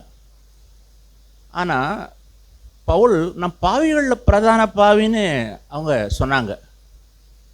நீங்களும் நானும் அதே ஆவியோட, ஆண்டவரே இந்த ஊரில் இருக்க எல்லாரோட மோசமானவள் நான் அங்கிற உணர்வு யாருக்கு இருக்கோ அவங்களுக்கு ரட்சிப்பு உண்டு. இல்லை அவங்கள விட நான் தேவலாம், இவங்கள விட நான் தேவலான்னா நமக்கு ரட்சிப்பு தேவையில்லை. அவங்கள வெறுமையாக தேவன் அனுப்பிச்சிருவார். ஆகையினால் இந்த பூமி நாட்களில் நம்ம எப்பொழுதுமே தேவன் சிச்சிக்கிறாரா? ஒரே ஒரு முள்ள குத்தியாச்சு என்னை சிச்சிக்கணும் ஆண்டவர். ஒரு ஆடோ மாடோ என்னை குத்தியோ எப்படியோ என்னை சிச்சிக்கணும். என்னுடைய தவறை எப்பொழுதும் திருத்தணும். என்னுடைய மாம்சத்திலே ஆவியில் உண்டான எல்லா அசுசங்களையும் என் தேவன் எனக்கு காண்பிக்கணும். எப்பொழுதும் என்னுடைய வாழ்க்கையில் ஒரு திருத்துதல் நடந்துக்கிட்டே இருந்துச்சுன்னா தேவன் என்னை நேசிக்கிறாருங்கிறது அதை வச்சு நான் கண்டுபிடிச்சிருவேன். மறந்து போக வேண்டாம். இங்கே வாசிக்கிறோம் தொடர்ச்சியாக சொல்லிட்டு, நான் நேசிக்கிறவர்களை நான் சிச்சிக்கிறேன், ஆகையால் நீ ஜாக்கிரதையாக இருந்து மனம் திரும்பு. கிறிஸ்தவ வாழ்க்கையில் ஜாக்கிரதையாக இருந்து மனம் திரும்பு. நான் வாழ்க்கையில் மனம் திரும்புகிற காரியம் வந்து ஏதோ ஒரு நாள் நடந்ததில்லை. இன்றைக்கி ஒரு கிறிஸ்தவன் சொல்லிட்டு அலைஞ்சிக்கிட்டு இருக்கு, நீ ரட்சிக்கப்பட்டியில் அந்த ரட்சிக்கப்பட்டினா போதும். அதுக்கு நிறைய அவமானம் சொல்லுவாங்க. நீ சென்னைக்கு போகணுன்னு நீ ஒரு டிக்கெட்டை வாங்கிட்டில்ல, டிக்கெட்டை வாங்கணுன்னா போதும், அந்த டிக்கெட் வந்து சென்னை போய் சேர்ற வரைக்கும் அந்த டிக்கெட் போதும், நீ சாகிற வரைக்கும் அந்த டிக்கெட் ரட்சிக்க வட்டியில் நீ பரல போய் சேர்ந்துடலான்னு. அப்படி ஒரு இடத்துல கூட பைபிள் எழுதலை. ரட்சிப்பை இழந்துடாமல் பயபக்தியாயிரு, ஜாக்கிரதையாருன்னு வேதம் சொல்லுது. எத்தனையோ மனுஷன் ரட்சிக்கப்பட்ட மனுஷன்தான் அவங்க ரட்சிப்பை இழந்து நரகத்துக்கு போயிட்டாங்க நிறைய பேர். நான் பயப்படணும், நடுங்கணும். அதனால் ஜாக்கிரதையாயிரு. மனம் திரும்புதல் கிறிஸ்தவ வாழ்க்கையில் முக்கியமான ஒரு காயம். இங்கே வாசிக்கிற 20 நான் வாசற்படியில் நின்று தட்டுகிறேன். கதவு தட்டுற வார்த்தையை நம்முடைய காது கேட்கணும், நம்முடைய மனசாட்சி சொல்லுது. ஏய், நீ பேசுனது தப்பு, நீ நடந்தது தப்பு, நீ செய்கிறது தப்பு, நீ கவலைப்படுற, நீ பயப்படுற, அதைரியமாக இருக்கிற, சோர்ந்து போயிட்டுருக்கிற, நீ முறுமுறுக்கிற, குறை சொல்கிற, ஏதோ ஒன்று என் இருதயம் உறுத்துது. கதவு தட்டுது. எனக்கு உணர்வு இருந்தால் நான் கதவை திறப்பேன். கதவுக்கு வெளியில் இருக்கிறவருக்கும் கதவுக்கு உள்ளார இருக்கிற எனக்கும் எவ்வளோ கேப்புங்கிறீங்கன்னா, சில வீட்டில் 1 இன்ச்சு மொத்தத்தில் கதவு போட்டிருப்பாங்க, சில பேர் வீட்டில் 2 இன்ச்சு மொத்தத்தில் கதவு போட்டிருப்பாங்க, சில பேர் வீட்டில் 2-3 இன்ச்சு மொத்தத்தில் கதவு போட்டிருப்பாங்க. இப்போ ஏறத்தாழ ஒரு 2 இன்ச்சு 3 இன்ச்சு வித்தியாசத்தில் ஆண்டவர் நிற்கிறார். கதவை உடைச்சிட்டு உள்ளே வரமாட்டார். அவர் தட்டுவார். கடந்த சில வருஷங்களுக்கு முன்பாக ஒரு மனுஷர் எனக்கு தெரியும். நான் நைட்டு போனால் அவர் வீட்டில் தங்கிடலான்னு நினச்சிட்டு நான் அவர் வீட்டுக்கு போயிட்டேன். நானும் இன்னொரு தம்பியும் போயிட்டோம். அவர் எனக்கு தெரியும், என்ன அவருக்கு தெரியும். இந்த காலத்தில் இருக்கிற மாதிரிலாம் ஃபோன் வசதிலாம் அந்த காலத்தில் கிடையாது. நாங்கள் மயிலாடுதுறை போயிட்டோம். ராத்திரி 11 மணி ஆச்சு. அந்த வண்டி ஏற்றிட வேண்டி இருந்துச்சு. திரும்பி வர்றதுக்கு பஸ் இல்லை. ஆனால் அந்த மனுஷர் இருக்கிற அட்ரஸ் மட்டும் எனக்கு தெரியும். அவர் வீட்டை கண்டுபிடிச்சி மெல்லமாக போயிட்டோம். போட்டு கதவு தட்டுறோம். கதவு திறக்கலை. ஏன்னா அவர் ஒரு பெரிய போஸ்டிங்கில் இருக்கிறாரு. அதனால் ராத்திரியில் அவங்க கதவு திறக்க மாட்டாங்க, அது எனக்கு தெரியும். எப்படியோ நம்ம வீட்டுக்கு போய் கதவு அவங்க தட்டிட்டு அவங்க வீட்டில் கொஞ்சம் படுத்துருந்துட்டு காலைல வந்துலாம் நான் போனோம். தட்டுறேன், கதவு திறக்கலை. அவங்கள நான் குற்றப்படுத்தலை. ஏன்னா அவங்க பெரிய பேங்கில் ஒரு பெரிய போஸ்டிங்கில் இருக்கிறாங்க, மேனேஜராக இருக்கிறாங்க. அவங்களுக்கு நிறைய பிரச்சனை இருக்கும். அந்த கதவெல்லாம் திறந்துட முடியாது. தட்டி பார்த்தேன். நானும் அந்த தம்பியும் வாசலில் படுத்துட்டு விடிய காலையில் பஸ் வந்துச்சு, ஏறாஞ்சேரி வந்து சேர்ந்துட்டோம். என்ன அவருக்கு தெரியும் தான், ஆனால் அவர் திறந்தால் தானே நான் உள்ள போக முடியும். இதே போல் ஐயா சரியாப்பன ஐயா சொல்லுவாங்க, ஒரு உண்மையில் நடந்ததான். ஒரு தேவ மனுஷன் ஒரு விதவையோட வீட்டுக்கு போகிறாரு. விதவை வீட்டு வாசலில் போய் நின்று அந்த விதவை வந்து பல நாளாக வீட்டுக்கு வாடகை கொடுக்க முடியல, சாப்பாட்டுக்கு பைசா இல்லை, ரொம்ப கஷ்டப்படுறாங்கன்னு கேள்விப்பட்டு அந்த சபையின் போதகர் கொஞ்சம் பணத்தை சேகரித்து எடுத்துகிட்டு போய் கதவை தட்டுறாரு. அந்தம்மா அவங்க கதவை திறக்கலை. சரின்ட்டு அந்த ஐயா போயிட்டார். வாசலில் ஒரு முறை அந்த அம்மாவை இந்த போதகர் பார்க்குறாரு. அம்மா, நான் உங்கள் வீட்டுக்கு ஒரு நாள் வந்தேன், கதவை தட்டினேன், கதவு திறக்கலையே அம்மா ஆனாரா. நீங்கள் வந்தது தெரியும் ஐயா, எனக்கு கதவு தட்டினது எனக்கு தெரியும், நான் தான் கதவை திறக்கலை. ஆனால் நீங்கன்னு எனக்கு தெரியாது. இந்த வீட்டை வாடகை வசூல் பண்ணுறவர் வந்திருக்காருன்னு பயந்துக்கிட்டு தான் நான் என்ன செய்யலை, கதவை நான் திறக்கலைன்னு சொன்னாங்களாம். எவ்வளோ வருத்தமான ஒரு காரியம். நான் பணம் கொடுக்க தான் உதவி செய்ய தான் வந்தார். நம்முடைய ஆண்டவர் வந்து வசூல் பண்ண வரல, நம்மளை ஆசீர்வதிக்க வந்தார். என்னோடு கூட போஜனம் பண்ணு, நான் உன்னோடு கூட போஜனம் பண்ணுவேன். பிசாசு தான் என்ன பண்ணுவான்னு சொன்னாக்கா, நம்மளை கெடுக்கவும் அழிக்கவும் உட்படுவோம். அதே போல் அவர் தட்டுக்கிற சத்தத்தை நான் கொஞ்சம் கவனமாக கேட்டேன்னா, கதவை திறந்தேன்னா, அவர் ஏற்கனவே மீனையும் அவர் அப்பத்தையும் அவர் சுட்டு வச்சுருக்காரு. எனக்கு நான் ஒன்றும் தயார் பண்ண வேண்டாம். நான் கொடுக்குற சுமார் 5 அப்பமும் 2 மீன் தான். அவர் 5000 பேருக்கு கொடுக்குறதுக்கு ரெடியாக இருக்கிறார். என் வாழ்க்கையை கொஞ்சம் அவருக்கு கொடுத்துட்டா போதும். என் வாழ்க்கை அவர் என் வீடு கொள்ளாமல் போகும்ட்டு என்னை ஆசீர்வதிக்கிற தேவன் அவர். அதுக்கு கொடுக்க தான் அவர் வாசலில் கதவு தட்டுறார். அவர் என்னை ரட்சிப்பின் சந்தோஷம்ன்ற இந்த பூமியில் எவ்வளோ விலையேறப்பட்டது. இந்த பூமியில் அந்த ரட்சிப்பின் சந்தோஷத்துக்காக இந்த பூமியில் எது வேணாலும் நம்ம இழக்கலாம். அதுக்கு ஈடாக இந்த உலகத்தில் ஒன்றுமே இல்லை. இதுதான் அவர் தட்டுறார் நம்முடைய இருதயத்தை தட்டுறார். நம்முடைய இருதயத்தை ஒருபோதும் கடினப்படுத்தக்கூடாது. இருதயத்தை ஒருபோதும் நான் கடந்த நாளில் வாசித்த அந்த பகுதியை மறுபடியும் நான் உங்களுக்கு இந்த எபிரேயரின் புஸ்தகத்தை நான் திருப்ப விரும்புகிறேன். 3வது அதிகாரம், எபிரேயரின் புஸ்தகம் 3வது அதிகாரம், எபிரேயர் 3ஆம் அதிகாரம், அதில் 8வது வசனம் வாசிங்க. வனாந்தரத்திலே கோபமூட்டின போதும் சோதனை நாளிலும் நடந்தது போல உங்கள் இருதயங்களை கடினப்படுத்தாதிருங்கள். அங்கே 15வது வசனம் வாசிங்க. இன்று அவருடைய சித்தத்தை கேட்பீர்களாகில் கோபமூட்டுதலில் நடந்தது போல உங்கள் இருதயங்களை கடினப்படுத்தாதிருங்கள் என்று சொல்லி இருக்கிறதே. அதே மாதிரி 4ஆம் அதிகாரம் 7ஆம் வசனம் வாசிங்க. இன்று அவருடைய சித்தத்தை கேட்பீர்களாகில் உங்கள் இருதயங்களை கடினப்படுத்தாதிருங்கள் என்று வெகு காலத்திற்கு பின்பு தாவீதின் சங்கீதத்திலே சொல்லியிருக்கிறபடி இன்று என்று சொல்வதனாலே பின்னும் ஒரு நாளை குறித்திருக்கிறார். இங்கே சொல்ல வேண்டிய மிக முக்கியமான இருக்கிறார். அவர் தட்டுகிறார். சில நேரத்தை தட்டும் போதே இன்னார் தட்டுறாங்கன்னு நான் கண்டுபிடிச்சிருவேன். தெரியும் எனக்கு இன்னாரு தான் கதவை தட்டுறாங்கன்னு. எங்களுடைய ஓனர் வீட்டில் நான் கதவு தட்டேன்னா சேட்டு இதை வந்துட்டேம்மாங்க. ஏன்னா நான் தட்டுற விதமே வேறு தட்டுறவங்க முட்டு தட்டுவாங்க. நான் அந்த 3 தட்டு தான். 3 தட்டில் யார் வந்திருக்காங்கன்னு அவங்களுக்கு தெரிஞ்சிடும்.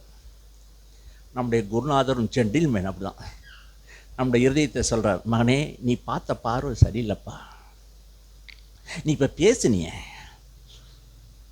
அந்த வார்த்தையில் கோபம் இருந்தது, உன் சிந்தை சரியில்லையே, உன் சிந்தையில் மேட்டுமையாக சிந்திக்கிறாயே. ஆமாம் ஆண்டவரே அப்படி நான் யோசிச்சேன், அப்படி பேசிட்டேன், என்னை மன்னிச்சிருங்க ஆண்டவரே சொல்லி என்னுடைய கடின இருதயத்தில் என்னை தாழ்த்தி மனந்திருமோ. என்னன்னா அவர் என்னுடைய இருதயத்தில் எப்பொழுதும் தங்கியிருப்பார். பரிசுத்த ஆவியானவர் எப்பொழுதும் அவர் தங்கியிருக்கிறார் நம்முடைய இருதயத்தில். எதுவரையும் தங்கியிருப்பார்னா இந்த பூமி விட்டு போகிற நாள் வரைக்கும், என்னை அழைச்சிட்டு போகிற வரைக்கும் பிதாவுடைய வலது பட்சத்தில் உட்கார்ந்துருக்க இயேசு கிறிஸ்துடைய அருகாமையில் நான் ஜெயங்கொண்டிருக்கிற ஒரு போல் என் அருகையிலையும் அவன் உட்காந்துருப்பான். எப்போனா இந்த நாளிலிருந்தே நான் வாழ்நாளெல்லாம் அந்த பசுத்தாவினுடைய சத்தத்துக்கு நான் செவி சாய்த்து நான் உணர்வுடையவனாக இருக்கும்போது அவர் என்னை வலதுபுறம் சாயும் போதும் இடதுபுறம் சாயும் போதெல்லாம் எனக்கு சொல்லிக்கிட்டே இருப்பார். என் இருதயத்தை நான் கணிதப்படுத்த, நான் பேசுகிறது சரிதான், நான் சொன்னது சரிதான், நான் செஞ்சது சரிதான்னு சொல்லுகிறவர்கிட்ட அவர் 2-3 தடவை தான் சொல்லுவார். 4வது தடவை சொல்ல மாட்டார். அவர் அப்படியே போயிடுவார். நான் எப்பொழுது சொல்லுவேன், ஆண்டவரே நீ ஒரு தடவை சொல்லும்போதே நான் மனம் திரும்புகிறேன் ஆண்டவர். கிராமத்தில் சொல்லுவாங்க, நல்ல மாட்டுக்கு எத்தி சூடான். நம்ம ஆண்டவர் ஒரு தடவை சொன்னாவே உணர்வு அடைஞ்சிடணும். சும்மா சொல்லக்கூடாது. மவளே நீ பேசுனது தப்பு, உன் இருதயத்தில் கசப்பு வச்சிருக்க மவளே. ஆமாண்டவே என் இருதயத்தை அவருக்கு முன்னாடி மறைக்க முடியாதுல்ல, என்னை மன்னிச்சிருங்க ஆண்டவே. கடினப்படுத்த வேண்டாம், ஒருபோது கடினப்படுத்த. ஏன்னா நறுங்குண்ட இருதயம், பணிந்த ஆவி. ஏன்னா அங்கே தான் அவர் என்ன பண்ண முடியுமா, வாசம் பண்ண முடியுமா. கடினமுள்ள இருதயத்தோடு அவர் இருக்க மாட்டார். 2 தடவை தட்டி பார்த்துட்டு அவர் போயிடுவார்.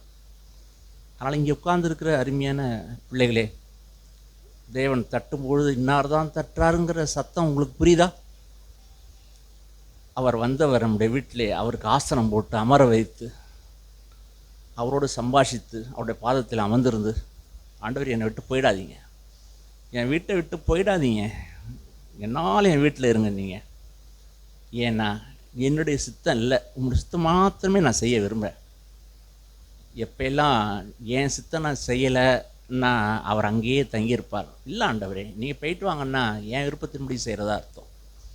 ஆனால் இந்த பூமி நாட்களாக ரட்சிப்பு என்பது இந்த பூமி நாட்களில் பயத்தோடும் நடுக்கத்தோடும் ரட்சிப்பு நிறைவேற நீங்கள் பிரயாசப்படுங்க.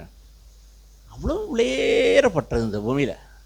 இந்த முழு உலகத்தில் இருக்கிற தங்கத்தையும் வெள்ளியையும் ஒரு தட்டில் வச்சுருந்தாலும் நீங்கள் பெற்றிருக்கிற ரட்சிப்பு இருக்க, அதை ஒரு தட்டில் வச்சாலும் உங்கள் ரட்சிப்பு விலை ஏறப்பட்டது. ஏன்னா வெள்ளினாலும் பொண்ணுனாலும் நீங்கள் மீட்கப்படலை. கல்வாரி சிலுவையிலே குற்றமற்ற மாசற்ற அந்த ஆட்டுக்குட்டியின் ரத்தத்தால் மீட்கப்பட்டீர்கள். அது எவ்வளோ விலை தெரியுங்களா?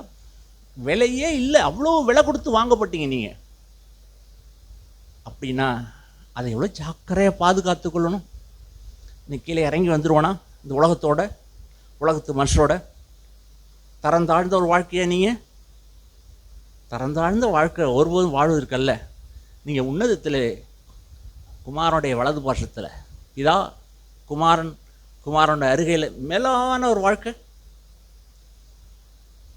என்ன நிலைமையானாலும் கீழே இறங்கி வந்துடக்கூடாது. தரந்தாழ்ந்த வாழ்க்கையை ஒருபோதும் வாழ்ந்துடக்கூடாது. நீங்கள் ஒருபோதும் உடைய ரட்சிப்பை இழந்துட வேண்டாம். நான் பயப்படுவேன், நான் மிகுந்த பயப்படுறேன். நான் 44 வருஷங்களுக்கு மேலாக தேவன் என்னை கண்டு அழைத்த தேவன்.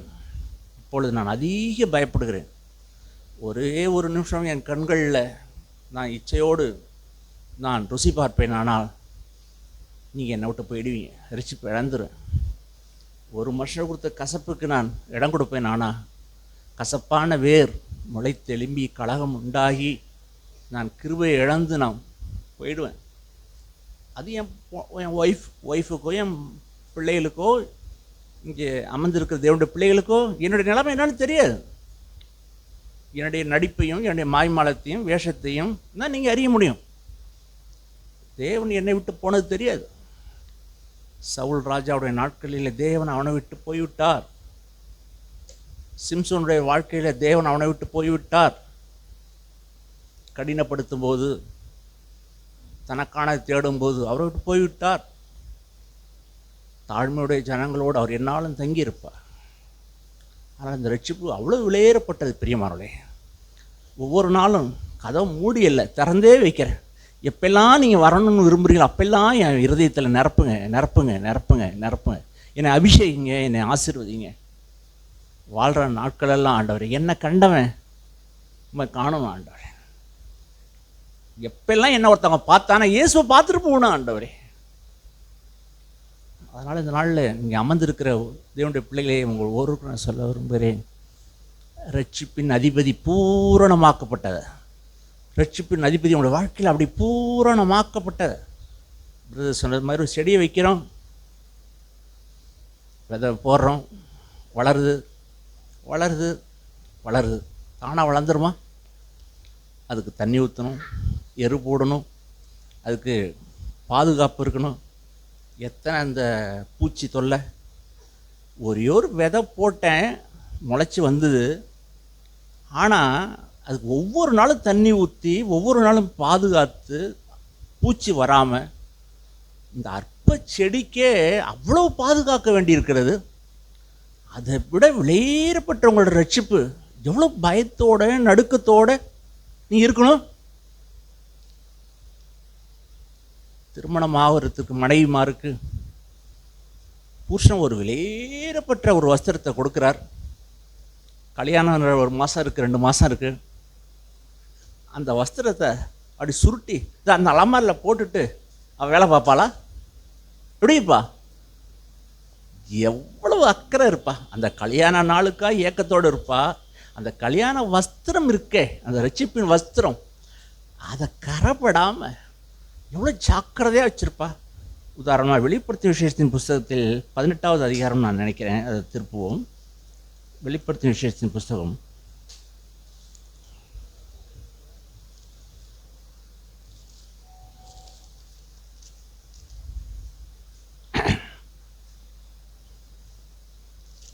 18வது அதிகாரம் 19வது அதிகாரம் 19வது அதிகாரம் 8வது வசனம் வாசிங்க. சுத்தமும் பிரகாசமுமான மெல்லிய வஸ்திரம் தரித்து கொள்ளும்படி அவளுக்கு அளிக்கப்பட்டது. அந்த மெல்லிய வஸ்திரம் பரிசுத்தவான்களுடைய நீதிகளே. அந்த மணவாட்டிக்கு, தேவனுடைய பிள்ளைகளுக்கு சபைக்கு அவர் சொல்லுகிறது, மணவாட்டிக்கு ஒரு மெல்லிய வஸ்திரம், இந்த மெல்லிய வஸ்திரம், வெளியேறப்பட்ட ஒரு வஸ்திரம் அவளுக்கு கொடுக்கப்படுது. எதுக்குன்னா மணவாளனோடு கூட உறவாட, மணவாளனோடு கூட அந்த மணவரையில் அமர்ந்திருக்கும்போது அது மட்டும்தான் உதவும், வேறு எதுவும் உதவாது. அந்த மெல்லிய வஸ்திரம் அதை ஜாக்கிரதையாக பத்திரமாக வச்சுருப்பா. இதே போல இதை விட வெளியேறப்பட்டது அருமையான, வேறு உலகத்தில் வேறு எதுவுமே இல்லை. ரட்சிப்பு. எனக்கு தெரியும் இங்கே அமர்ந்திருக்கிற அநேகர் நீங்கள் ரட்சிப்புடைய அந்த பள்ளிக்கூடத்தில் நான் அடியே எடுத்து வைக்கல. வேதம் தெரியல உங்களுக்கு, ஆனால் ரட்சிக்கப்படலை. அந்த தேவை இன்னும் உணராமல் கூட நீங்கள் நிறையா பேர் இருக்கீங்க. இந்த நாளில் இந்த இடத்த விட்டு நீங்கள் போகிறதுக்கு முன்னாடி உங்களுடைய இருதயத்தில் ஒரு காரியத்தை நிர்ணயம் பண்ணணும்னு நான் வேண்டிக்கிறேன். நீங்கள் ரட்சிப்பின் ஒரு ஆரம்பத்திலேயாவது வந்திருக்கீங்களா? ஆண்டவரே, நான் பாவியிலும் பாவி, பிரதான பாவி ஆண்டவரே, என் கதவை நான் இருதய கதவை திறக்கிறேன் ஆண்டவரே, நீங்கள் வந்துடுங்க ஆண்டவரே. நீங்கள் இந்த முழு உலகத்தில் ஒரு மனுஷனை நீங்கள் மன்னிக்காம இருந்தால் கூட ஆண்டவர் அந்த ரட்சிப்புங்கிற வாசனையை உங்களுக்கு கொடுக்க மாட்டார். யாரு மேலேயே ஒருத்தர் மேலே உங்களுக்கு கசப்பு இருக்குமானா நீங்கள் கிருபையை இழந்து விடுவீங்க. உங்களை எதுக்குறவங்க இருக்க தான் செய்வாங்க, உங்களை பகைக்கிறவங்க இருக்க தான் செய்வாங்க, உங்களை தவறாக புரிந்து கொள்ள மனுஷன் இருக்க தான் செய்வாங்க. அதை நான் ஒன்றும் பண்ண முடியாது. தலைக்கு மேலே காக்காயோ குருவியோ பறக்கவே கூடாதுன்னு நீங்கள் நானும் சட்டம் போட முடியுமா? என்னை ராணி மாதிரி நடத்தணும், என்னை ராஜா மாதிரி நடத்தணும், என்னை யாரும் ஒன்றும் சொல்லக்கூடாதுன்னு நினைக்கலாமா? என் தலைக்கு மேலே பறவை பறக்கிறது போல் பறக்க தான் செய்யும். ஆனால் அந்த பறவைகளின் தலையில் உட்காந்து கூடு கட்டாமல் பார்த்துக்க முடியும். என் இருதயத்தில் பகை உணர்வு, வைராக்கிய உணர்வு இல்லாதபடி நான் பாதுகாத்து கொள்ளணும். உதாரணமாக பிரதர் வாசித்த அந்த வசனத்தை மறுபடியும் நான் உங்களுக்கு பிலிப்பியரின் புஸ்தகம் 2வது அதிகாரத்தை நான் உங்களுக்கு வாசிக்க விரும்புகிறேன். 12ஆம் வசனம், 2ஆம் அதிகாரம் 12ஆம் வசனம்.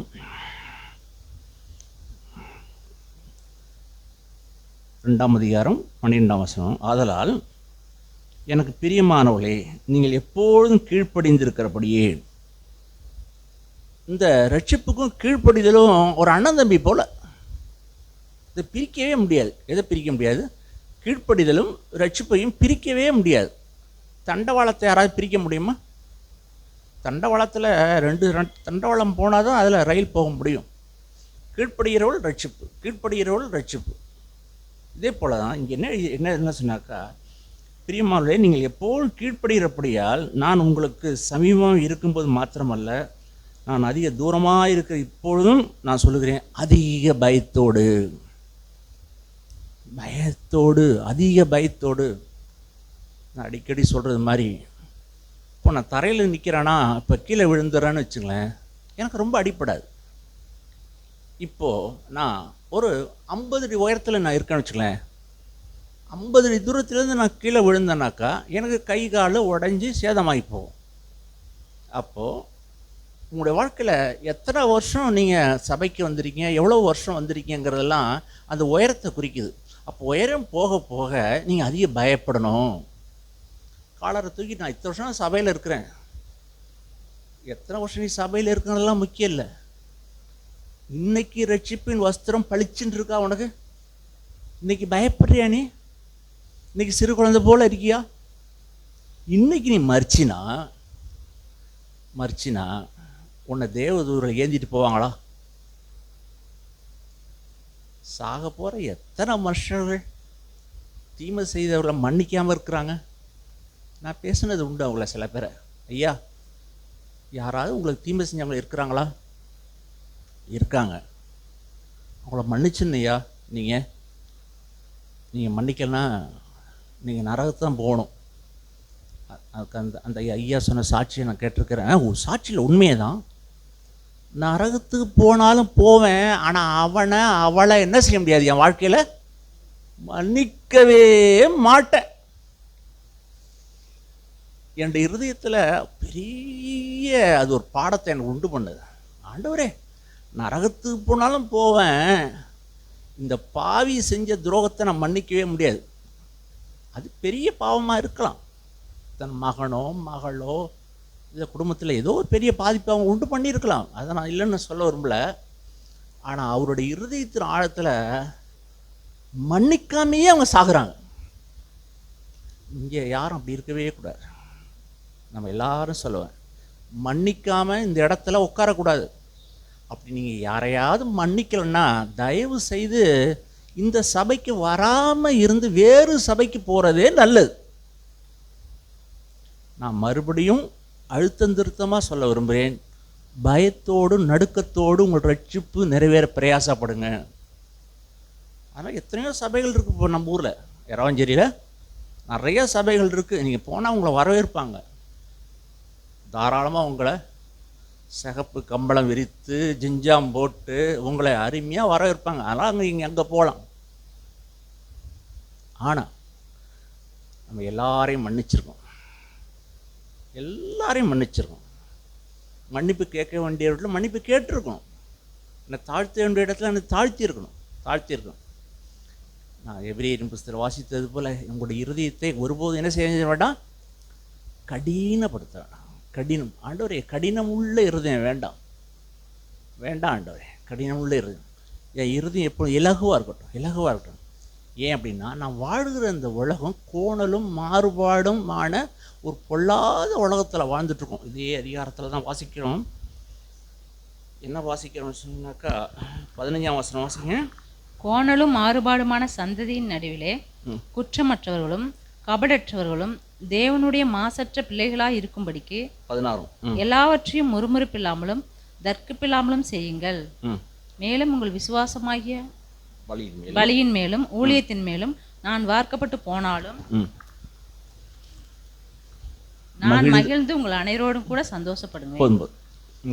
என்ன சொல்றாங்கன்னாக்கா, நான் வாழ்கிற உலகம் கோணல் மாறுபாடு எந்த நாளும் இல்லாத அளவுக்கு அக்கிரம தலைவிரித்து ஆடுகிற நாட்கள், விபச்சாரம் இந்த நாளில் கொடிகட்டி பறக்குது, பண ஆசை, பேசி மார்க்கம், வைராக்கியம், பகை, கோணல், மாறுபாடு சந்ததி, இதில் தான் நீங்களும் நானும் வாழணும்.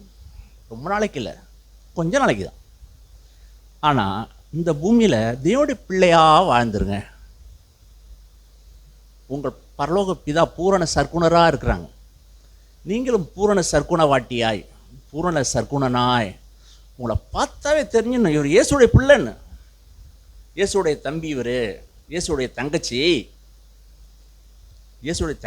இயேசுடைய தம்பி இவர், தேவன் இவங்களுக்கு அப்பாவாக இருக்கிறாருன்னு சொல்லி நீங்கள் போகிற இடம் வர்ற இடம் இருக்கடெல்லாம் உன்னை விளங்கிக்கணும்.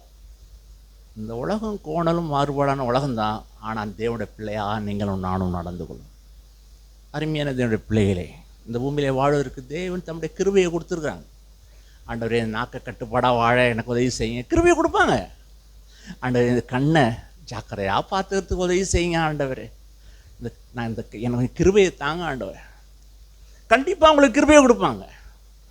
ஆண்டவரே கெட்ட சிந்தை வந்துகிட்டே இருக்கு ஆண்டவரே, சிந்தையில் எனக்கு ஒரு கட்டுப்பாட்டை தாங்க ஆண்டவரே. நிச்சயமாயிலுமே என் சிந்தையை ஒரு கட்டுப்பாட்டுக்குள்ளே தேவன் நமக்கு கொடுப்பாங்க. நாரை கொடுத்து எனக்கு வைராக்கியம் வந்துகிட்டே இருக்கு, சிந்தை இருதயத்தில் வந்துகிட்டே இருக்கு ஆண்டவரே, என் இருதயத்தை அன்பினால் நிரப்புங்க ஆண்டவரே. கண்டிப்பாக இல்லை, நம்மளை இருதயத்தை அன்பினால் நிரப்புவார். நான் கேட்டால் அவர் கொடுப்பார். இல்லாட்டினா மழை பெய்கிற மழையை பூமியை குடித்து அங்கே முள்ளும் அங்கே காஞ்சிரும், அங்கே இருக்கிற தேவையில்லாத நெரிஞ்சல்களும் உண்டாகி என்ன சொன்னாக்கா முளைக்கிறது போல் நம்முடைய இருதயம் என்னாச்சுன்னு சொன்னாக்கா தேவனுடைய கிருபையை விருதாவாக்குவோமான்னா துக்ககரமான காயம். ஆனால் அதே நிலத்தில் தண்ணீரை குடித்து நல்ல பலனை உண்டாகி பழமும் பூத்து செழித்து காய்த்து அதே நிலத்தில் தான் உண்டாகுது. ஒரு நிலம் சபிக்கப்பட்ட நிலம், ஒரு நிலம் ஆசீர்வதிக்கப்பட்ட ஒரு நிலம். நீங்களும் நானும் ஆசீர்வதிக்கப்பட்டவளாய் இந்த கோணலும் மாறுபாடு நிறைந்த உலகத்தில் வாழ்க்கையை முடிக்கணும் பிரியமானவளே, இயேசுக்கு சாட்சியான ஒரு வாழ்க்கை. ஆனால் ரட்சிப்பு என்பது ஒரு பெரிய வட்டம், அந்த வட்டத்தூரில் நான் தேவனுடைய பிள்ளைன்னு ஆரம்பிச்சிருக்கேன். அப்படியே ஆரம்பிக்கிறேன். கோணலும் மாறுபாடும் சந்ததி, கோபம், எரிச்சல், பொறாமை, வைராக்கியம், கபடு, வஞ்சகம், பொறாமை, எரிச்சல், பணாசை, வியாதி, தவறாய் புரிந்து கொள்ளுதல், எத்தனையோ காரியங்கள் நடக்குது. ஒரு நாளும் சுத்திகரிப்பு. இயேசுவை போல மாற நான் எப்போ முற்படுகிறேனோ அப்பொழுது அது பூரணமாகுது. ரட்சிப்பு பூரணமாகுது. ரட்சிப்புறம் இப்படி தான் இயேசு இந்த பூமி நாட்களில் ரட்சிப்பின் அதிபதி. இயேசுக்கு பெயர். நீங்களும் நான் இந்த பூமியில் கல்லறைக்கு போகிற நாள் அந்த பெட்டியில் வைத்திருக்கிற நாளில் ரட்சிக்கப்பட்டவன் தேவனுடைய மகன் இவன். ஒருவேளை நீங்கள் ஏழையாக இருக்கலாம், பணம் இல்லாமல் இருக்கலாம், ஒருவேளை வியாதியாக இருக்கலாம், உங்களுக்கு இந்த பூமியில் வசதி குறைவாக இருக்கலாம், அதெல்லாம் ஒரு பொருட்டே இல்லை. ஆனால் தேவனுடைய மகளாய் ரட்சிக்கப்பட்டவனாய் இந்த பூமியை விட்டு நீங்களும் நானும் செல்லும்போது ரட்சிப்பை காத்து கொள்ளணும். வெளியேறப்பட்ட அந்த வஸ்திரத்தை நீங்கள் காற்றுக்கொள்ளணும். இன்னும் நம்முடைய இருதயத்தை கடினப்படுத்திட்டு யாரும் இங்கே இருக்க வேண்டாம். தயவு செய்து நான் சொல்லுகிறேன், உங்களுடைய இருதயத்தை கடினப்படுத்தி இங்கே வாழ வேண்டாம். அதை தாழ்த்துவோம். ஆண்டவரே, என் இருதயத்தை நான் திறக்கிறேன். நான் சொல்கிற மாதிரி 2 இன்ச்சு தான் இருக்குது. 2 இன்ச்சு தான் இருக்குது இயேசு. இந்த உலகம் காசி எங்கே, ராமேஸ்வரம் எங்கே, வடகாசி எங்கே, தென்காசி எங்கே, உலகம் பூரா ரட்சிப்புக்காக என்னென்னமோ பண்ணுது. இல்லை, 2 இன்ச்சு வித்தியாசத்தில் தான் ரட்சிப்பு இருக்குது. கதவை திறந்து ஆண்டவரே நீ வாரும். அந்த ரட்சிப்பின் சந்தோஷத்துக்கு முடிவே இல்லை. அதனால் வருகிற நாட்கள் ஆண்டவரே வாரும் என்று சொல்லிவிடுவோம். ரட்சிக்கப்படாதவர்கள், ஏற்கனவே ரட்சிக்கப்பட்டவங்க ரட்சிப்பை பாதுகாத்து கொள்ளுங்கள்.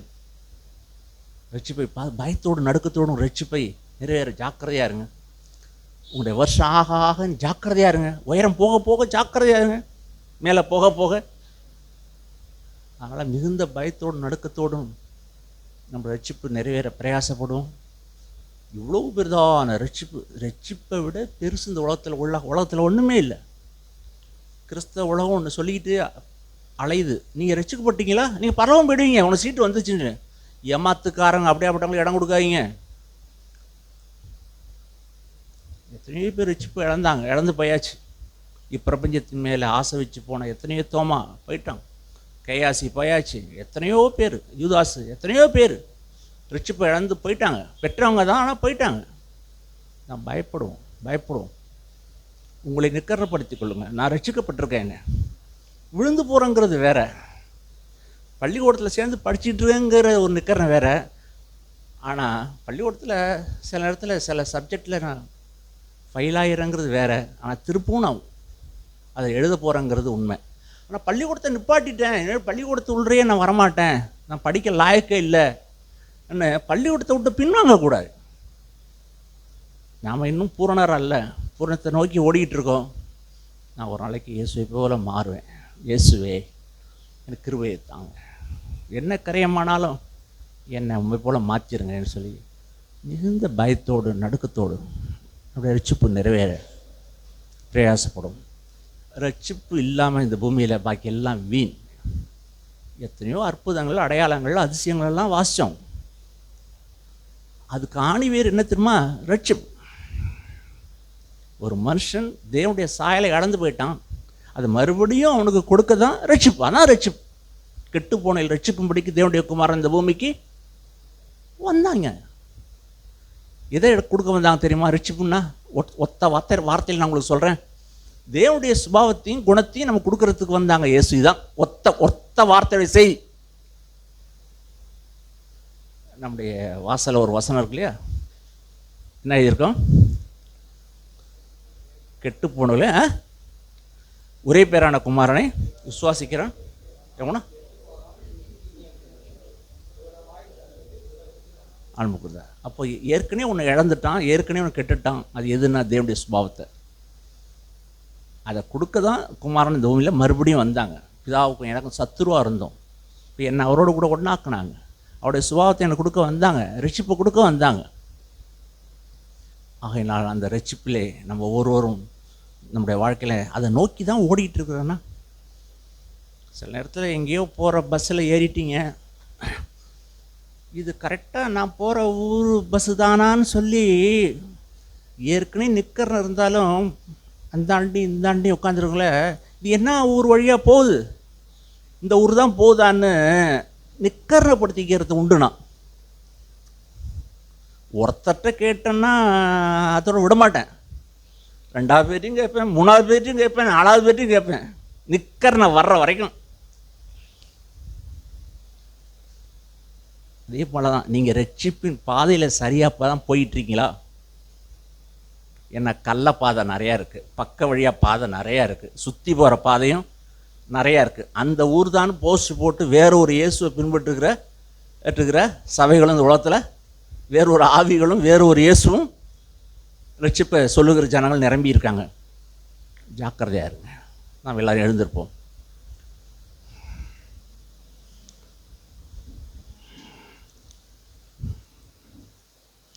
ரெண்டு சகோதரிகள் நாம் சத்தத்தை உயர்த்தி நாம் ஜெபிக்கலாம். இந்த நாளிலே எங்களை தாழ்த்துகிறோம். கெட்டுப்போன எனக்காக, கெட்டுப்போன எங்களுக்காக ஆண்டவரே, தம்முடைய செல்ல மகனை சிலுவையில் அர்ப்பணித்தவரே, இந்த நாளில் உம்முடைய திருக்குமாரனுடைய இரத்தத்தினாலே ஆண்டவரே நாங்களும் மீட்கப்பட்டோம்.